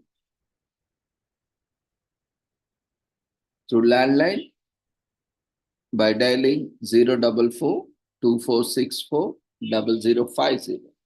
And then you can also reach them on website snehaindia.org. Another organization, Kashmir Helpline, Emotional and Mental Crisis Support. Dukang and Kashmir Lifeline, Emotional and Mental Crisis Memberikan Dukangan dan Informasi Gratis dan Resia Melo Telephone is run by counselors, and you can reach them through a toll-free number 1800-180-7020, and you can also reach out to them through website kashmirlifeline.org. Another organization, ND Prana Lifeline, provides free intermediate support for everyone with the topics including anxiety, depression, relationships, and so on. You can reach out to them by dialing 1800-121-203-040, or you can reach out through mobile +91 8489 512 307. You can reach out to them through website ngchandrancharities.org. Another organization, Jeevan Astha Helpline, Suicide Prevention and Mental Health Counseling Helpline. Jeevan Astha Helpline is for suicide prevention and mental health counseling. The helpline seeks to empower people to overcome mental health issues, which is run by counselors. You can reach out to them by toll-free number 1800-233-3330. You can also access or reach out to them through website jeevanastha.com. One Life Crisis Support Suicide Prevention. Anybody who is experiencing an unbearable stressful condition, dangerous suicidal thoughts, deep depression, confused state, can reach out to One Life Crisis Support by dialing 789-30-78930. You can also reach out through their website onelife.org.in, which is run by counselors and volunteers. Another helpline, Kiran, 24/7 National Toll-Free Mental Rehabilitation Helpline, provides 24/7 free and confidential support by phone, which is open round the clock, 24/7 by 365 days, which is run by counselors and volunteers. You can reach out by dialing 1800-599-0019, and you can also reach out through website nimhr.ac.in. Another helpline, Parivartan Counseling Helpline, in short known as PCH, is a free telephone helpline that is serviced by trained counselors to listen and help the people, run by counselors. You can reach out to them by dialing +91 767 6602 602, and you can also reach out through website parivartan.org. Another organization, ASRA, which is a crisis intervention center for the lonely, distressed, and suicidal. They help to prevent and manage mental illness, run by counselors and volunteers, open 24/7. You can access or reach out to them by dialing +91 982 0466 726, or by through their website asra.in. Another organization, Wondervilla Foundation Crisis Intervention Helpline provides 24/7 free and confidential support by phone, text, and online chat, run by counselors and volunteers. You can reach out to them by dialing or messaging on +91 9999 666 555. You can also reach out to them through website wonderwellafoundation.com. You can also reach out to another organizations. iCalls REU chat line. iCalls REU is a chat-based initiative for youth suicide prevention. By iCall, the crisis chat line offers services to Indian people. Run by counselors, you can reach out to them through website icallhelpline.org. Telemanas, which is an state initiative by Ministry of Health and Family Welfare by Government of India, offers 24/7 mental health care services in every Indian state in regional languages, which is open 24/7 by 365, run by counselors. You can reach out to them by dialing 14416, or you can access through website telemanas.mohfw.gov.in. Snehi Helpline, Crisis Intervention, Telecounseling Support, another organization. Snehi works with people primarily to promote dignity, well-being, positive mental health, to prevent suicides, mental disorders, which is open from 10 a.m. to 10 p.m., run by counselors and volunteers. You can reach out by calling 9582808181, and you can also reach out to them through website snehi.org.in. iCall Psychosocial Helpline.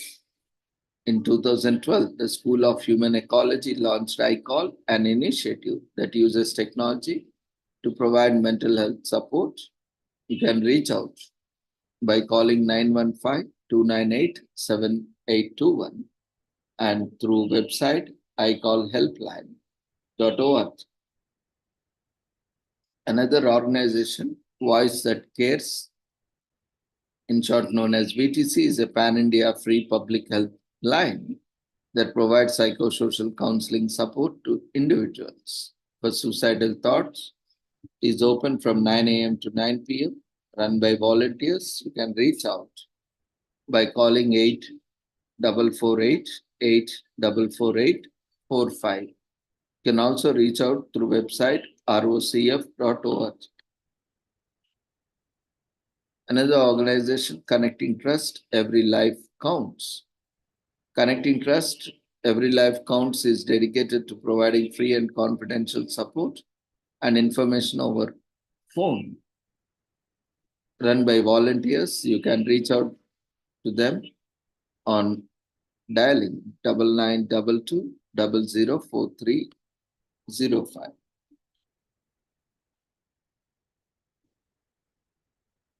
Another organization, Mukta Mental Health Helpline. It takes courage to acknowledge you need support and reach out for it. So when you do, they are there for you. You can reach out to them by dialing 788-788-9882 or through website mcf.org.in. Another organization, Pukar Foundation, is a free emotional support helpline that provides confidential, anonymous, and non-judgmental support. Run by volunteers, you can reach out to them by 966-389-6669 or through website pukarfoundation.org. You can also reach out to NIMHANS Psychosocial Support Helpline, which is open 24/7, run by counselors. You can reach out to them by dialing 080-4611-0007, or you can reach from their website nimhans.ac.in.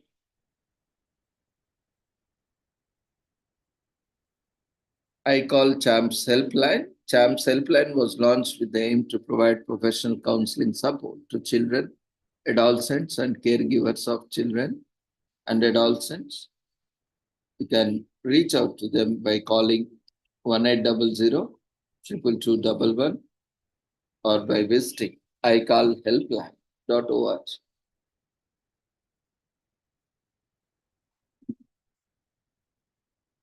I'll be sharing you the website address where you can search for authenticated information.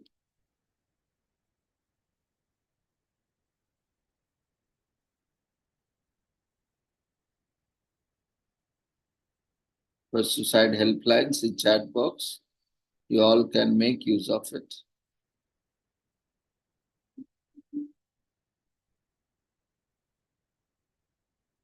So the link has been shared in chat box. You can make use of it.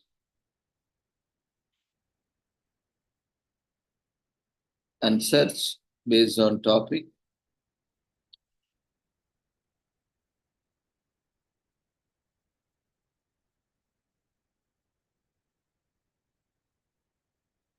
So Telemanas, that is tele-mental health assistance and network across states, provides counselor support, mental health care, patient anonymity, professional help, toll-free services, confidentiality, 24/7 services, and multiple languages.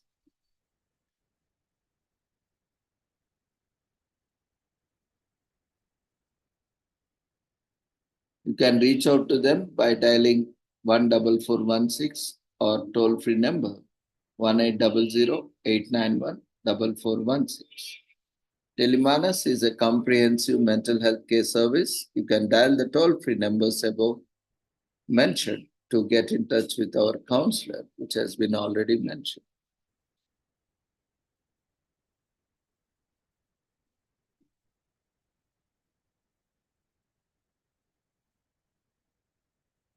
And a dashboard on rehabilitation homes, halfway homes in the country, Mano Ashraya, provides state TUT-wise, Union Territory-wise details of rehabilitation homes or halfway homes in the country, including the number of homes, intake capacity, occupancy, and number of persons languishing in mental health institutions.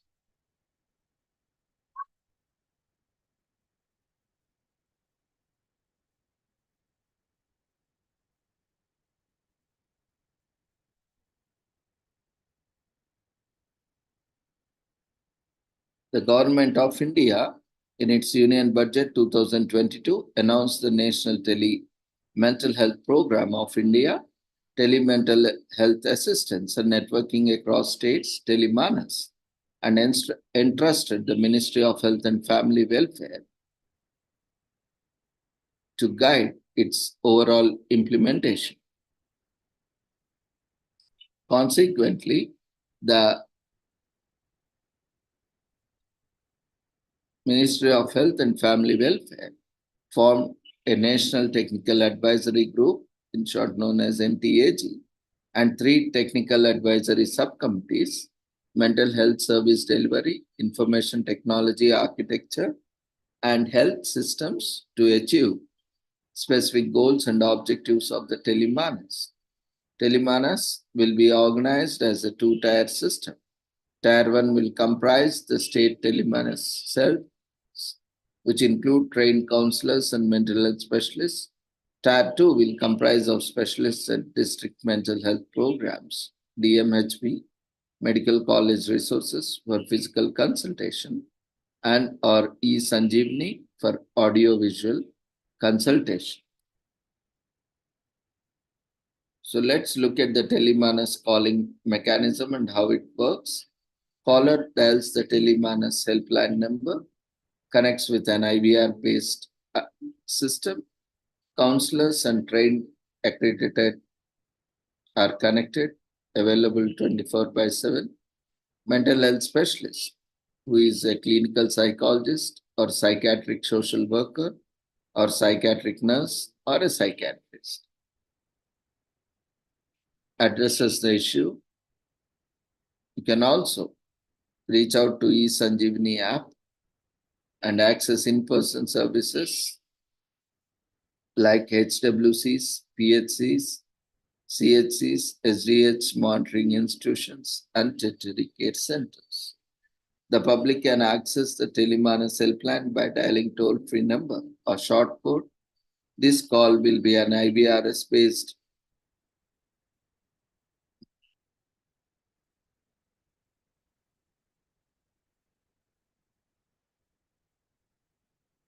based on the level of care required. The counselor will either provide the care needed with their capacities and capabilities or refer the caller for specialist care.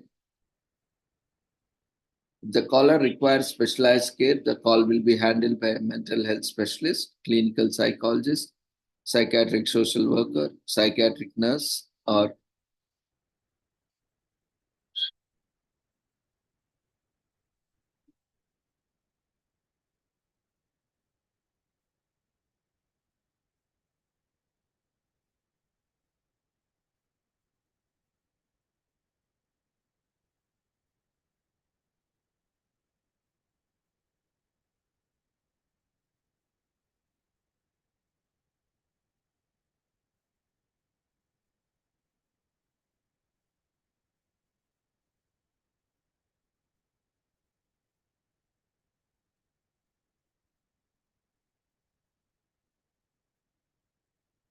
in case caller requires urgent in-person intervention, complex evaluations and management, they will be referred to the nearest in-person service for physical consultation and or in audio-visual consultation with a specialist will be arranged through eSanjeevani.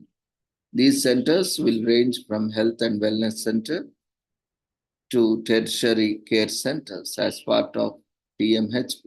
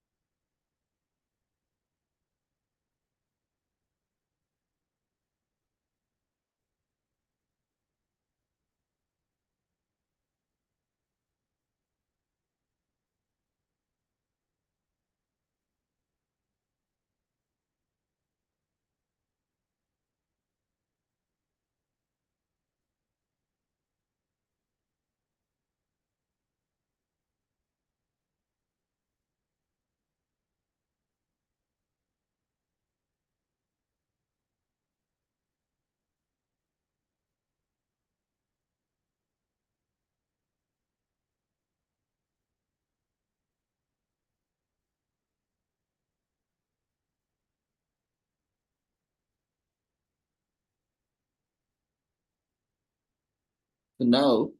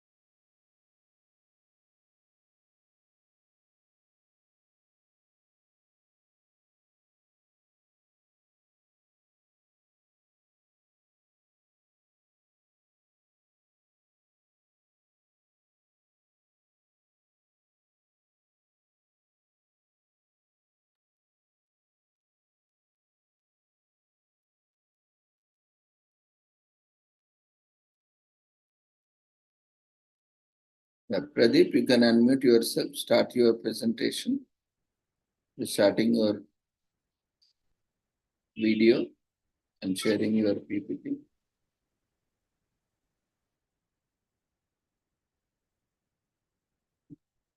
If there is any technical issue, you can also continue with the.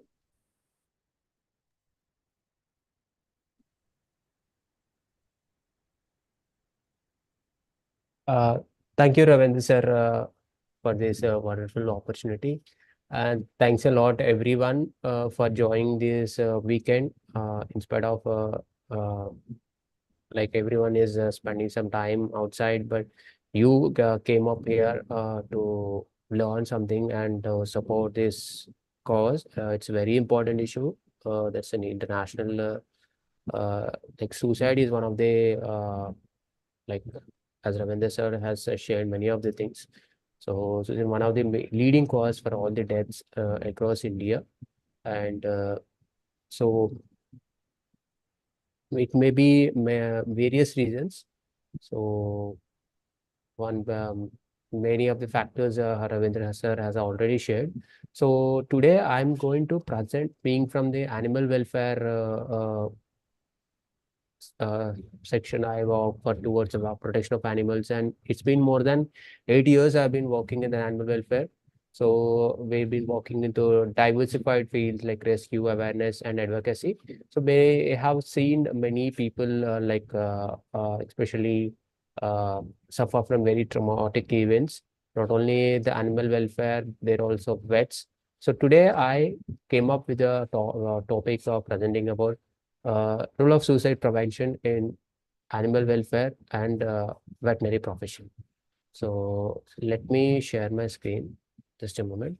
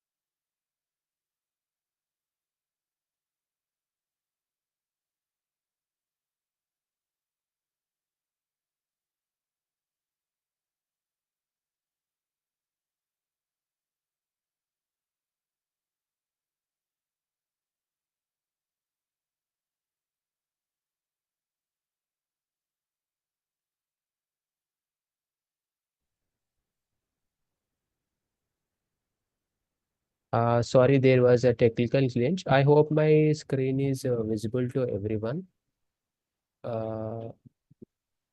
Ravindra sir, do you don't mind? Can you share it in a slideshow, sir?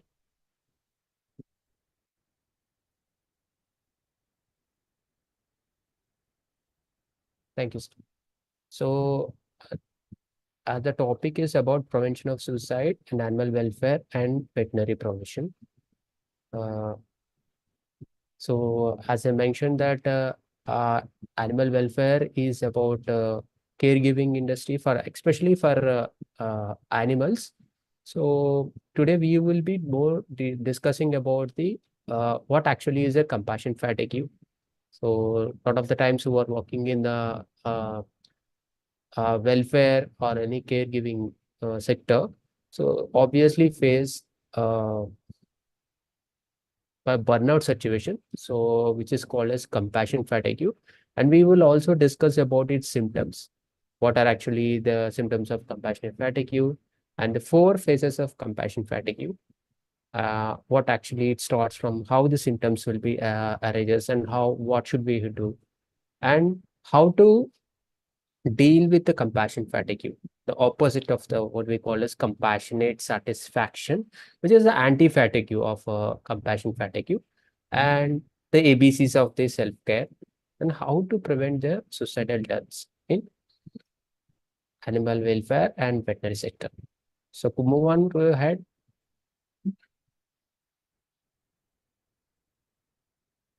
So do you have any idea about compassion fatigue? Like what actually your perception and your knowledge? Do you have any idea? You can type in the chat box, or you can unmute yourself, if the host allows. So any ideas, any reflections about compassion fatigue?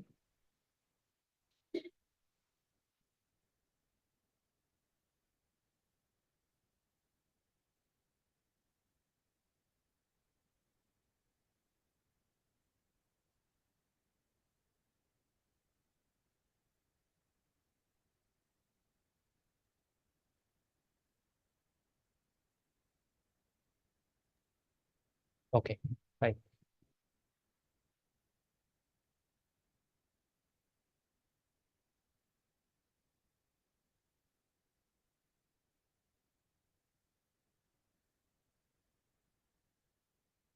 So compassion fatigue is a natural consequence of stress resulting for caring of anyone's. Like here, since we are talking about animals, so we talk about something like caring for a traumatized animals, like if it's an injured one, or it's an abandoned one, uh, anything like any donkey or a cattle or anyone, anything. So it's a natural process of stress which is being created, like caring for too much for animals and forgetting about their self-care.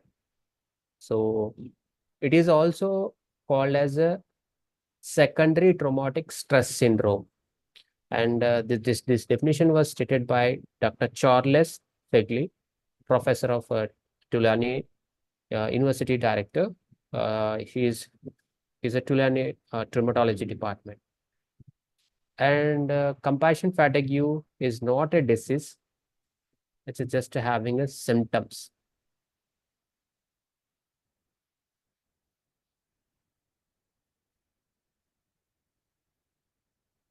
Sorry, this is having some problem.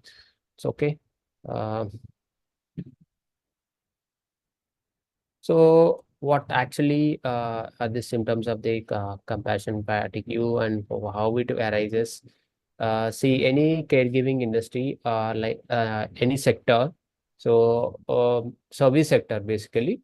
So what it actually happens is most of the time people take care of the any vulnerable sections, or like if here it is animals, so most of the time they uh, feel so compassionate. So sometimes it having compassion is equally important, and also it is essential too for the voiceless animals who cannot speak up for themselves. So it is okay to have it, but in long run, what actually have seen in the animal welfare perspective or any veterinary sector, what we actually thinks is mostly people are affected. There are certain criteria when where people are mostly affected. The most risk are directly involved euthanasia, especially veterinary doctors or anyone. So they actually seeing the animal suffering and daily they're seeing the traumatized situations. So they get uh, affected by the compassion fatigue, and also the first responders, what we call as cruelty response inspectors, or anyone who deals with law enforcement for fighting against animal cruelty. So every time they see the cruelty of the depicting of animals, so it also have a certain amount of mental trauma, mental toll away on the uh, mental health too. So this is one of the most section of the people, because they go and they see the condition of the animals. So at a certain point of the time, they felt literally they breakdown, mental breakdown, they will happen, and sometimes they forget. They feel more overwhelmed. And third section of this, caregivers to the are most caregivers are nothing but shelter animal workers or anyone who feeds animals, who take care of them in individual feeders, anyone. So they were at the they are mostly affected because of this compassion factor queue, and empathy and compassion. So normally empathy is something, but we generally understand if someone is having pain, someone is having a bad day, someone is not feeling well.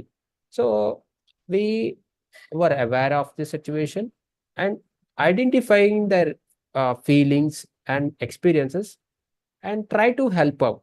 Like, okay, you're having a bad day. Oh, okay. Let me try to help you out. Let me try to figure it out. Can we discuss it? So that's an empathy. So compassion is nothing but being kind towards it and having caring towards it and being thoughtful.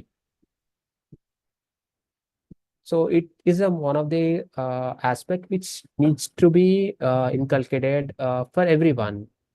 Uh, and moving on further ahead. So if you can see the compassion fatigue, it's affects in three types. Like one is occupational thing. So occupational sector is nothing but when we talk about the like veterinarians, para-veterinarians, also the diagnostic people who are working in the veterinary industry, and also the animal welfare organizations who are working towards the protection of animals, and also the individuals like means compassion citizens who are trying to help the animals when they see the vulnerability of the animals. Sometimes they're trying to help out, but sometimes it's not in their hands, so they feel bad about themselves. Oh, we're not trying to help out the animal, but what's in their hands, they forgot to see that. And the other thing is cultural cultural thing where it actually happens. So animal welfare work guarantee, we will witness suffering. And I mean, it is a caregiving thing. Like it is compassion is very much essential for caring of the animals. At the same time, lot of people when we are who are working, whether it's an animal welfare organizations, individuals, or veterinarians, they try to reduce the suffering of animal. In that process, they are sometimes successful, but sometimes the animals, due to their internal issues or some other things, they are not able to survive. So the coping mechanism is missing about in the animal welfare people or anyone in the veterinary section also. So when see if it's for a veterinary doctor, so he has given the treatment for the animal and he has given all the energy and like everything. It's a medical sort of thing. Suddenly, the animal dies. So generally they have like they felt a guilty feeling. What happened? I have done everything for that animal, but why it is not surviving? So one need to figure it out, like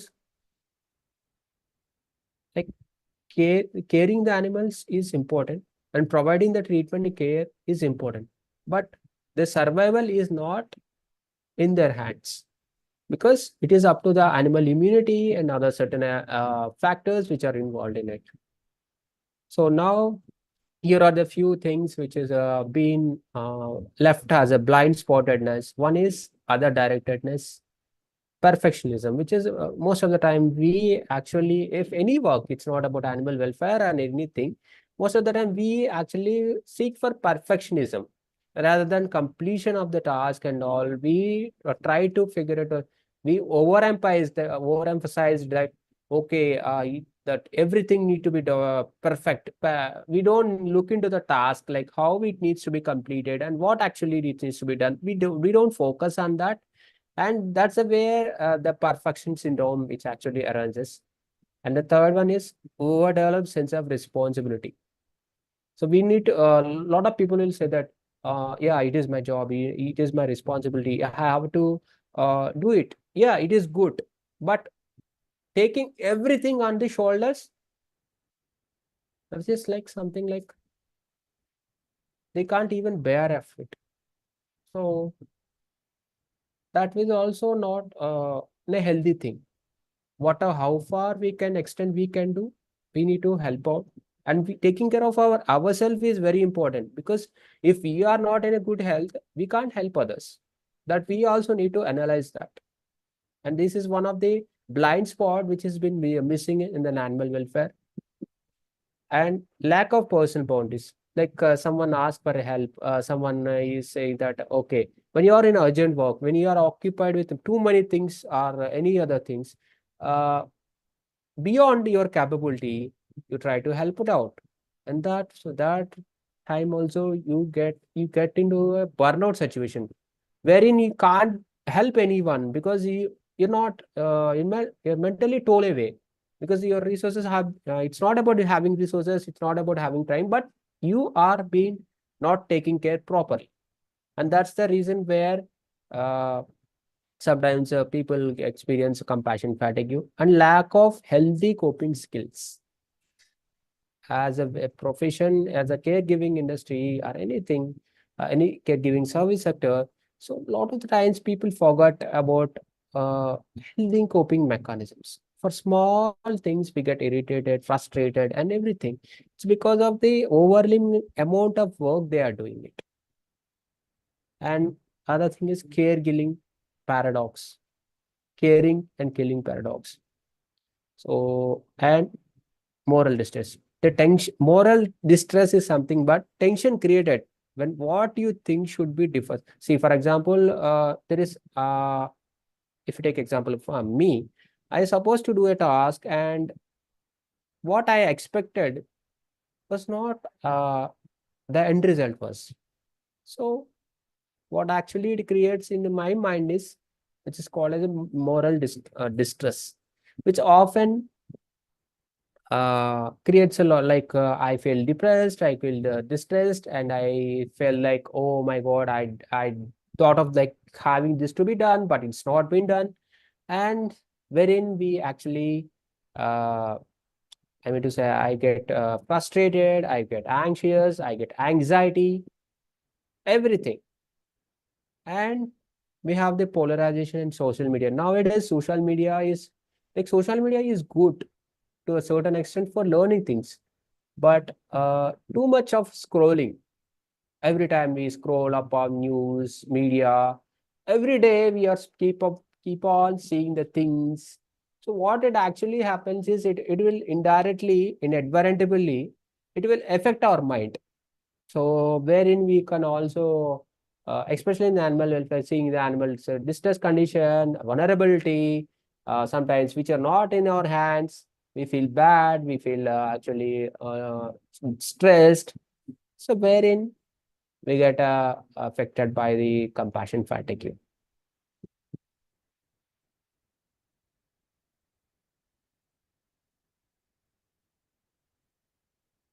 Sir, if you don't mind, can you? Yeah, thank you, sir. So the symptoms of compassion fatigue, there are actually three types of categories. The symptoms is not only an emotional thing, but is an interconnected thing. So compassion fatigue also involves the physical aspect of the body, a behavioral aspect, and a psychological aspect. So when we talk about physical aspect, we actually had a lot of headaches and difficulty of concentrating, emotional exhaustion, and like sometimes in behavioral aspect, we can see that we get a lot of excessive uh, what we called compliance. We tend to give that difficulty in making decisions, anger, irritability, so lack of self-care. And psychologically, we say that we actually take up of excessive uh, sadness, and also sense of helplessness, and hypervigilance. Bottled up emotions will be coming up, sometimes up, sometimes down. There is no balance of emotions, and also many other same thing symptoms will go up. We get exhausted, lot of exhausted will be coming up. And these are actually, it's when in the compassion fatigue symptoms, it's not like only uh psychological aspect, it will affect physicals also, because once we are emotionally not well, emotionally not good state, it will affect our overall health being. That means physically, emotionally, and psychologically. So these three areas will be affected.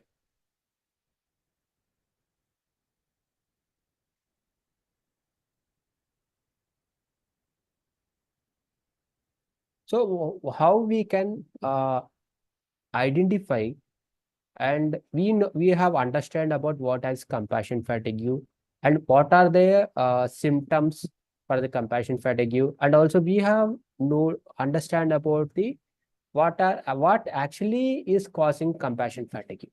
Now that is called awareness. Once we know that, awareness is one of the crucial aspect for any symptoms, like it's a physical health. For example, if you say I got a fever, so I know that okay, I'm getting body pains, I'm getting a lot of headaches, nausea, something. So what actually I know is, okay, I got a fever and I need to go to the hospital first. So to diagnose.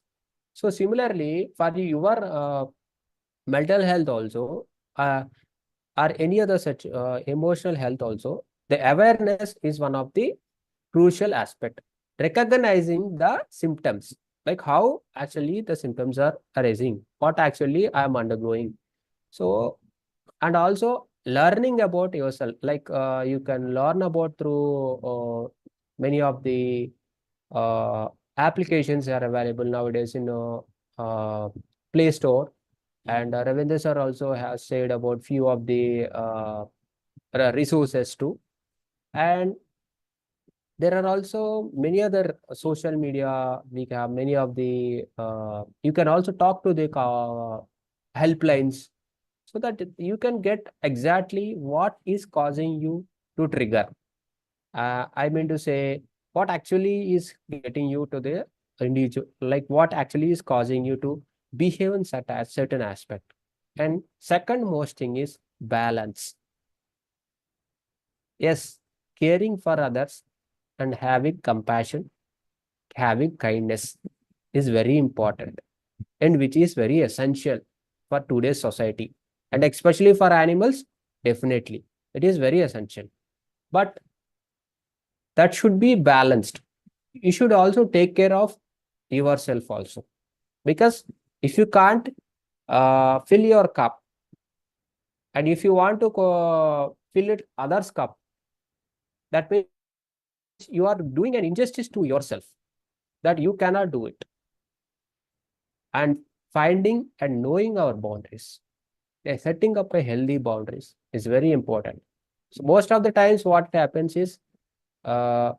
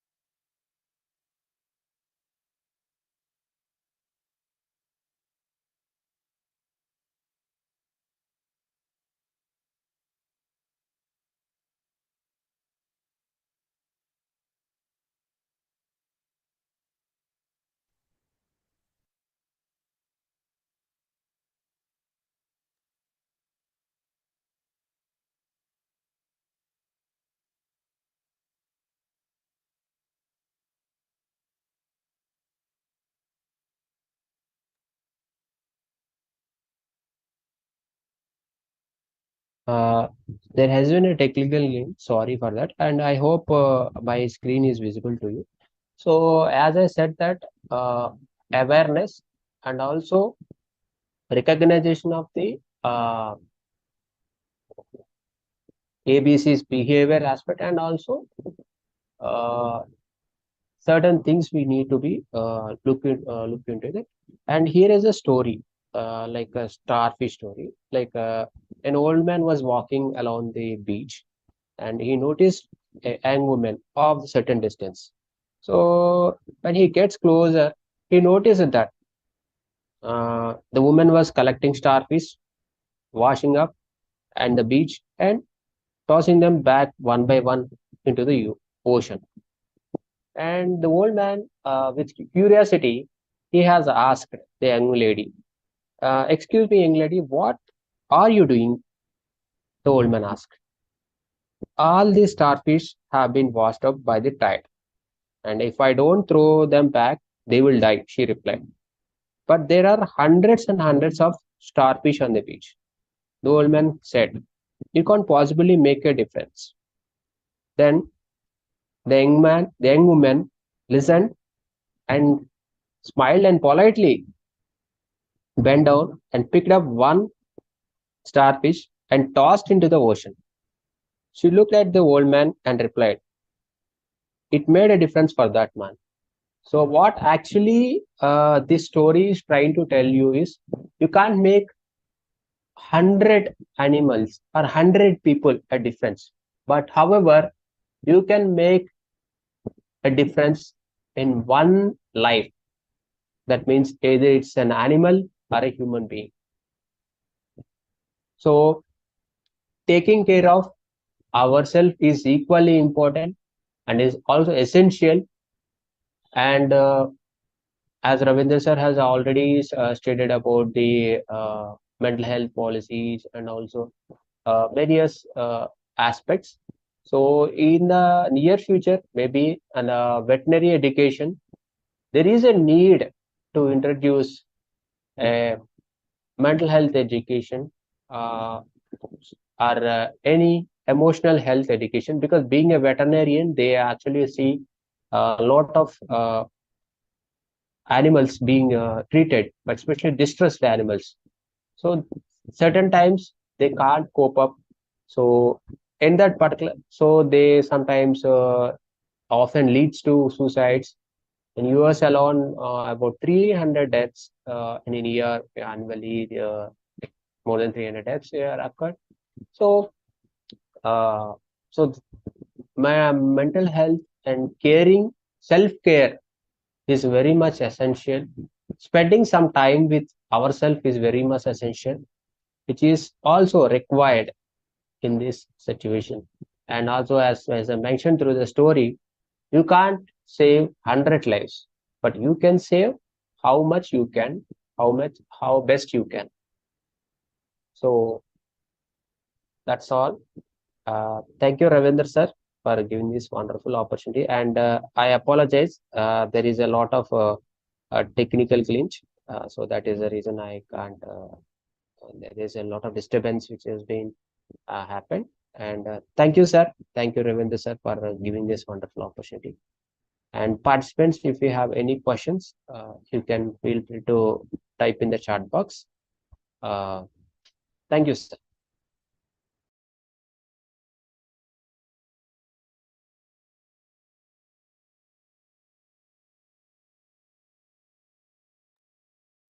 Thank you, Pradeep. It was very insightful presentation. Yeah, often, especially when we are, every occupation has occupational hazards, health hazards.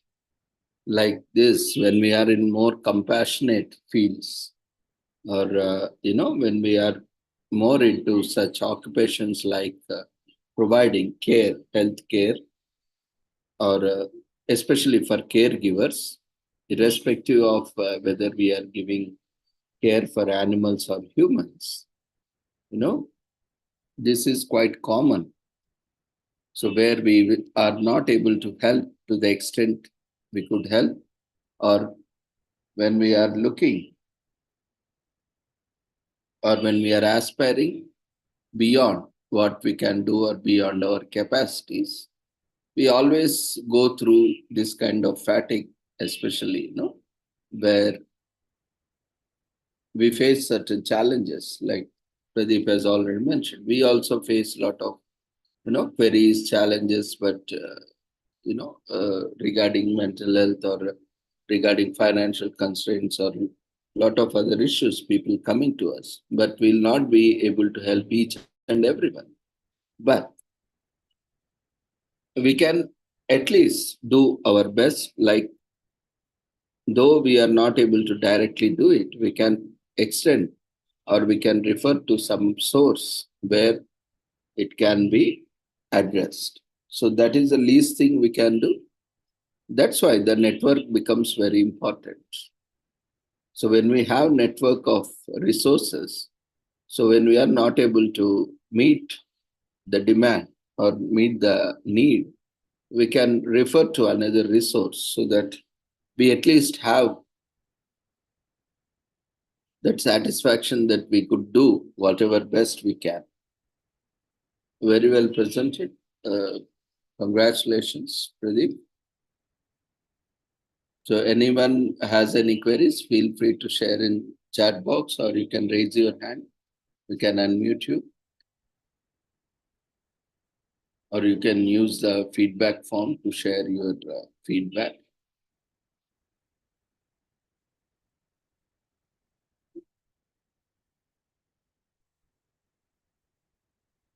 So we'll be sharing you the feedback.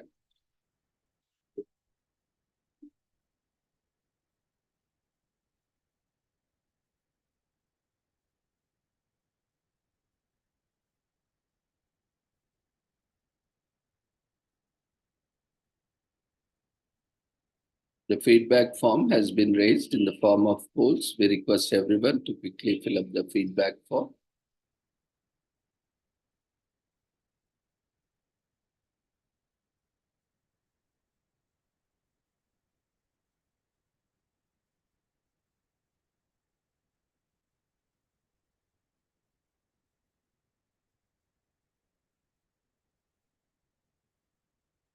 Having pets is also one of the great way to prevent suicides, but with proper care and compassion. And you also need to select a pet appropriate so that your pet does not commit suicide or go through mental health issues because of not properly caring of it.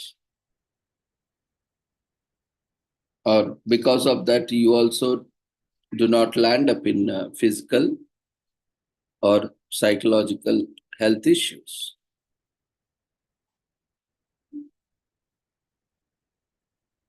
And often, because of neglect, pets also have various issues.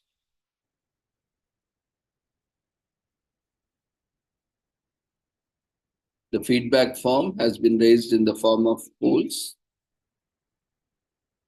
You can access it from the polls quizzes menu. And today, we are also commemorating International Day of Democracy with the theme ensuring effective governance of AI at all levels.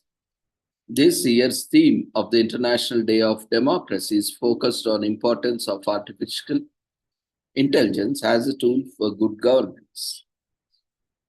Effective governance of AI at all levels includes internationally is crucial, states the Secretary General, recalling that the high-level advisory body on artificial intelligence recently released a report with recommendations of harnessing AI benefits while mitigating risks. The report indicates the following principles that should guide the formation of new global AI governance institutions and recommends AI tools must be available for everyone. Inclusivity, All citizens, including those in Global South, should be able to access and meaningfully use AI tools. Public interest governance should go beyond the do not harm principle and define a broader accountability framework for companies that build, deploy, and control AI, as well as downstream users. Centrality of data governance. AI governance cannot be diverse from the governance of data and the promotion of data commons. Universal, networked, and multi-stakeholder AI governance should prioritize universal buy-in by countries and stakeholders. It should leverage existing institutions through a network approach. International law, AI governance needs to be anchored in the UN Charter, international human rights law, and the Sustainable Development Goals. Similarly, UNESCO's recommendation on the ethics of artificial intelligence is the first global policy framework for AI focusing on its impact on political life and democracy. The report dwells into the current and potential impact of AI on democracy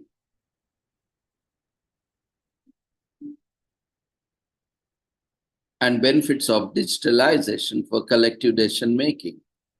Organized around 4 key themes: democratic expectations and disappointments of digitization, the new digital public sphere, the democracy of data and democracy as a form of political decision making.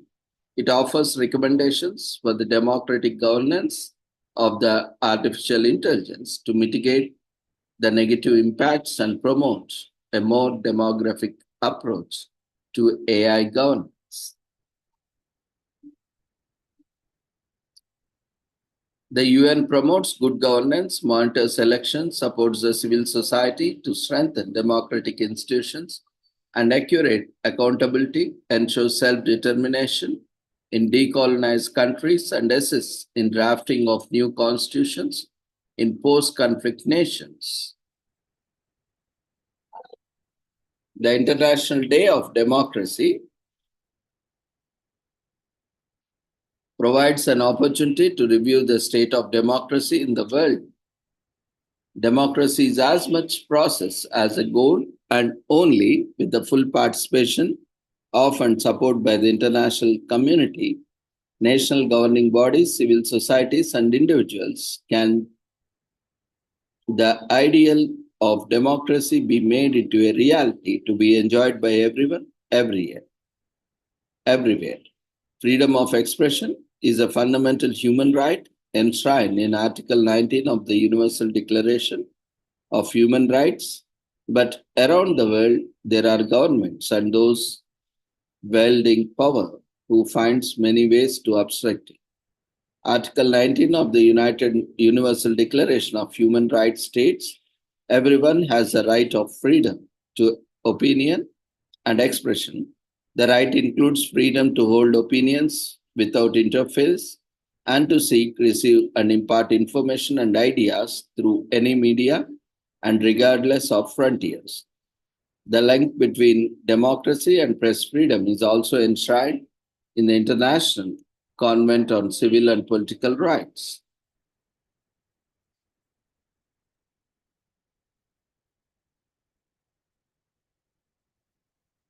Today is also commemorated as World Afro Day, which is celebrated on 15th September every year. The day celebrates the natural kinky, coiled, or curly hair for people from Black or mixed race ethnicities. World Afro Day was founded in an attempt to normalize afros and their natural texture and end discrimination towards people who wish to wear their hair in the natural afros.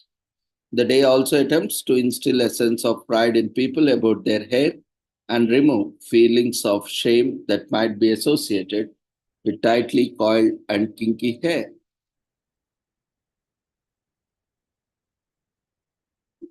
Today is also commemorated as World Engineers Day, which is celebrated every September 15th, serves to appreciate engineers and their contributions to society. Engineers are professionals who invent, design, and build complex systems, structures, and materials in order to fulfill functional objectives and deliverables, keeping in mind factors such as practicality, regulation, safety, and cost. The word engineer is derived from the Latin words ingeniare, which means to create or generate, and ingenium, which means cleverness. An engineer typically would require foundation qualification of a 4-year bachelor's degree in any of the several engineering disciplines or in certain peculiar jurisdictions. A master's degree in an engineering discipline with an addition of 4 to 6 years of peer-reviewed professional practice, which would then result in a thesis and then conclusively a passing of engineering board examinations.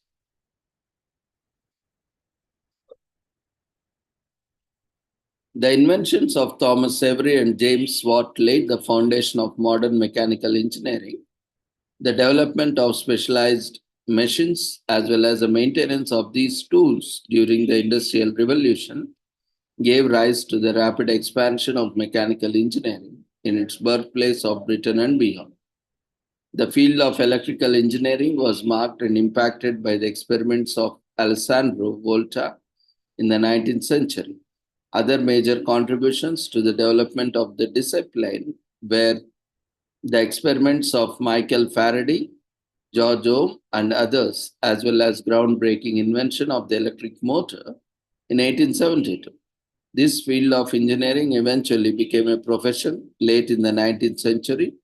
Electrical engineers had built a global electric telegraph network, and the first electrical engineering institutions backing this discipline were established in the US and the UK. While it is difficult to name its first electrical engineer with certainty, it is noteworthy that Francis Ronalds was a standout individual in the field, having created the first working electric telegraph system in 1816 and documented a personal vision of the transformation of the world by electricity. The field of electronics was found in the late 19th century through the work of James Maxwell and Henry Hertz. The eventual inventions of the vacuum tubes and the transistor would further bolster the development of electronics to the extent that practitioners of electrical and electronics engineering currently outnumber any other engineering specialty. Chemical engineering also developed in the 19th century during the Industrial Revolution. With increase in need and invariably demand for large-scale chemical production, came the creation of entirely new industry, chemical engineering.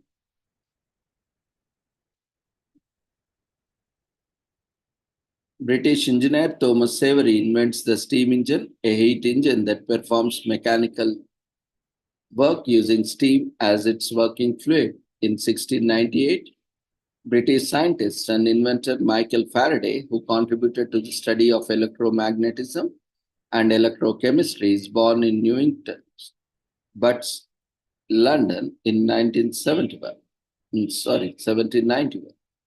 The first commercially suitable electric motor is developed by Belgian engineer Zenobe Grammy in 1873. The field of chemical engineering is developed and begins to blossom almost immediately in 1880. This is all in the West, but when we take in the India, with respect to India, we have alchemy and all these kind of sciences long back, and has been taught in Gurukulas, that earlier, education systems.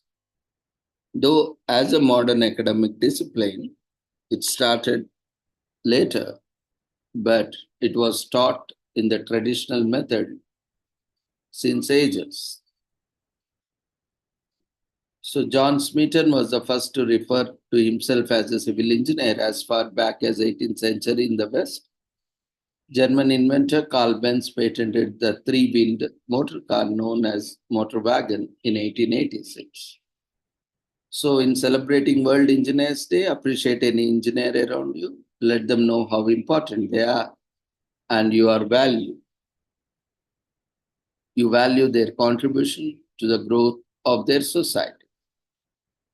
Try watching one of the many engineering TV programs on colossal missions or super ships is a good place to start. We all have a little engineering spirit in us. You can bring yours to life by building something on world engineering.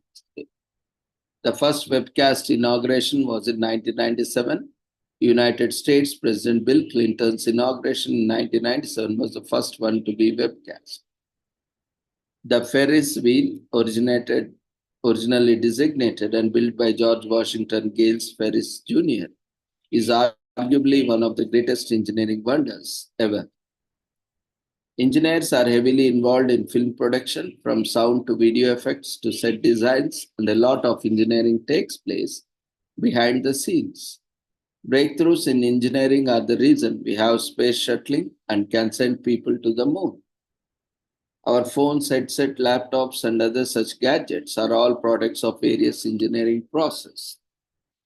We love World Engineers Day because we get to appreciate our engineers. Today is just about celebrating the engineering professions and professionals around us. World Engineers Day also provides an opportunity through watching a documentary. For instance, to understand how stuff works, by watching, say, how it's made, we make a lot of exciting discoveries about how some of our favorite devices are produced and assembled. We love engineering because it impacts society so positively. We actually cannot do without engineering and engineers. So with this, we shall conclude today's sessions. We thank each and everyone for joining us.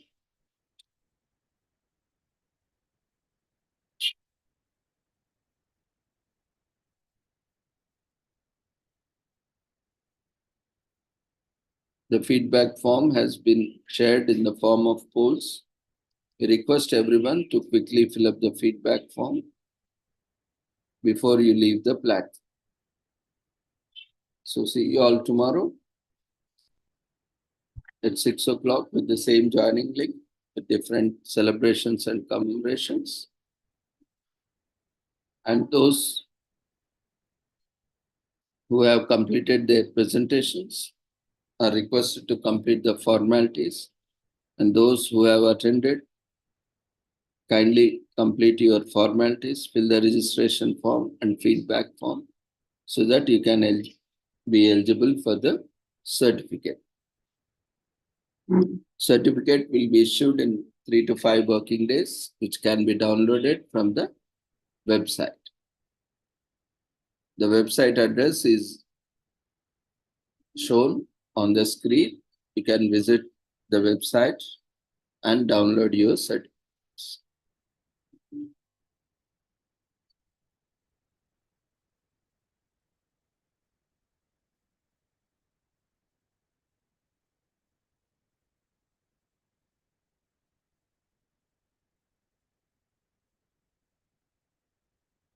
So thank you once again, everyone, for joining us. And let's together prevent suicides.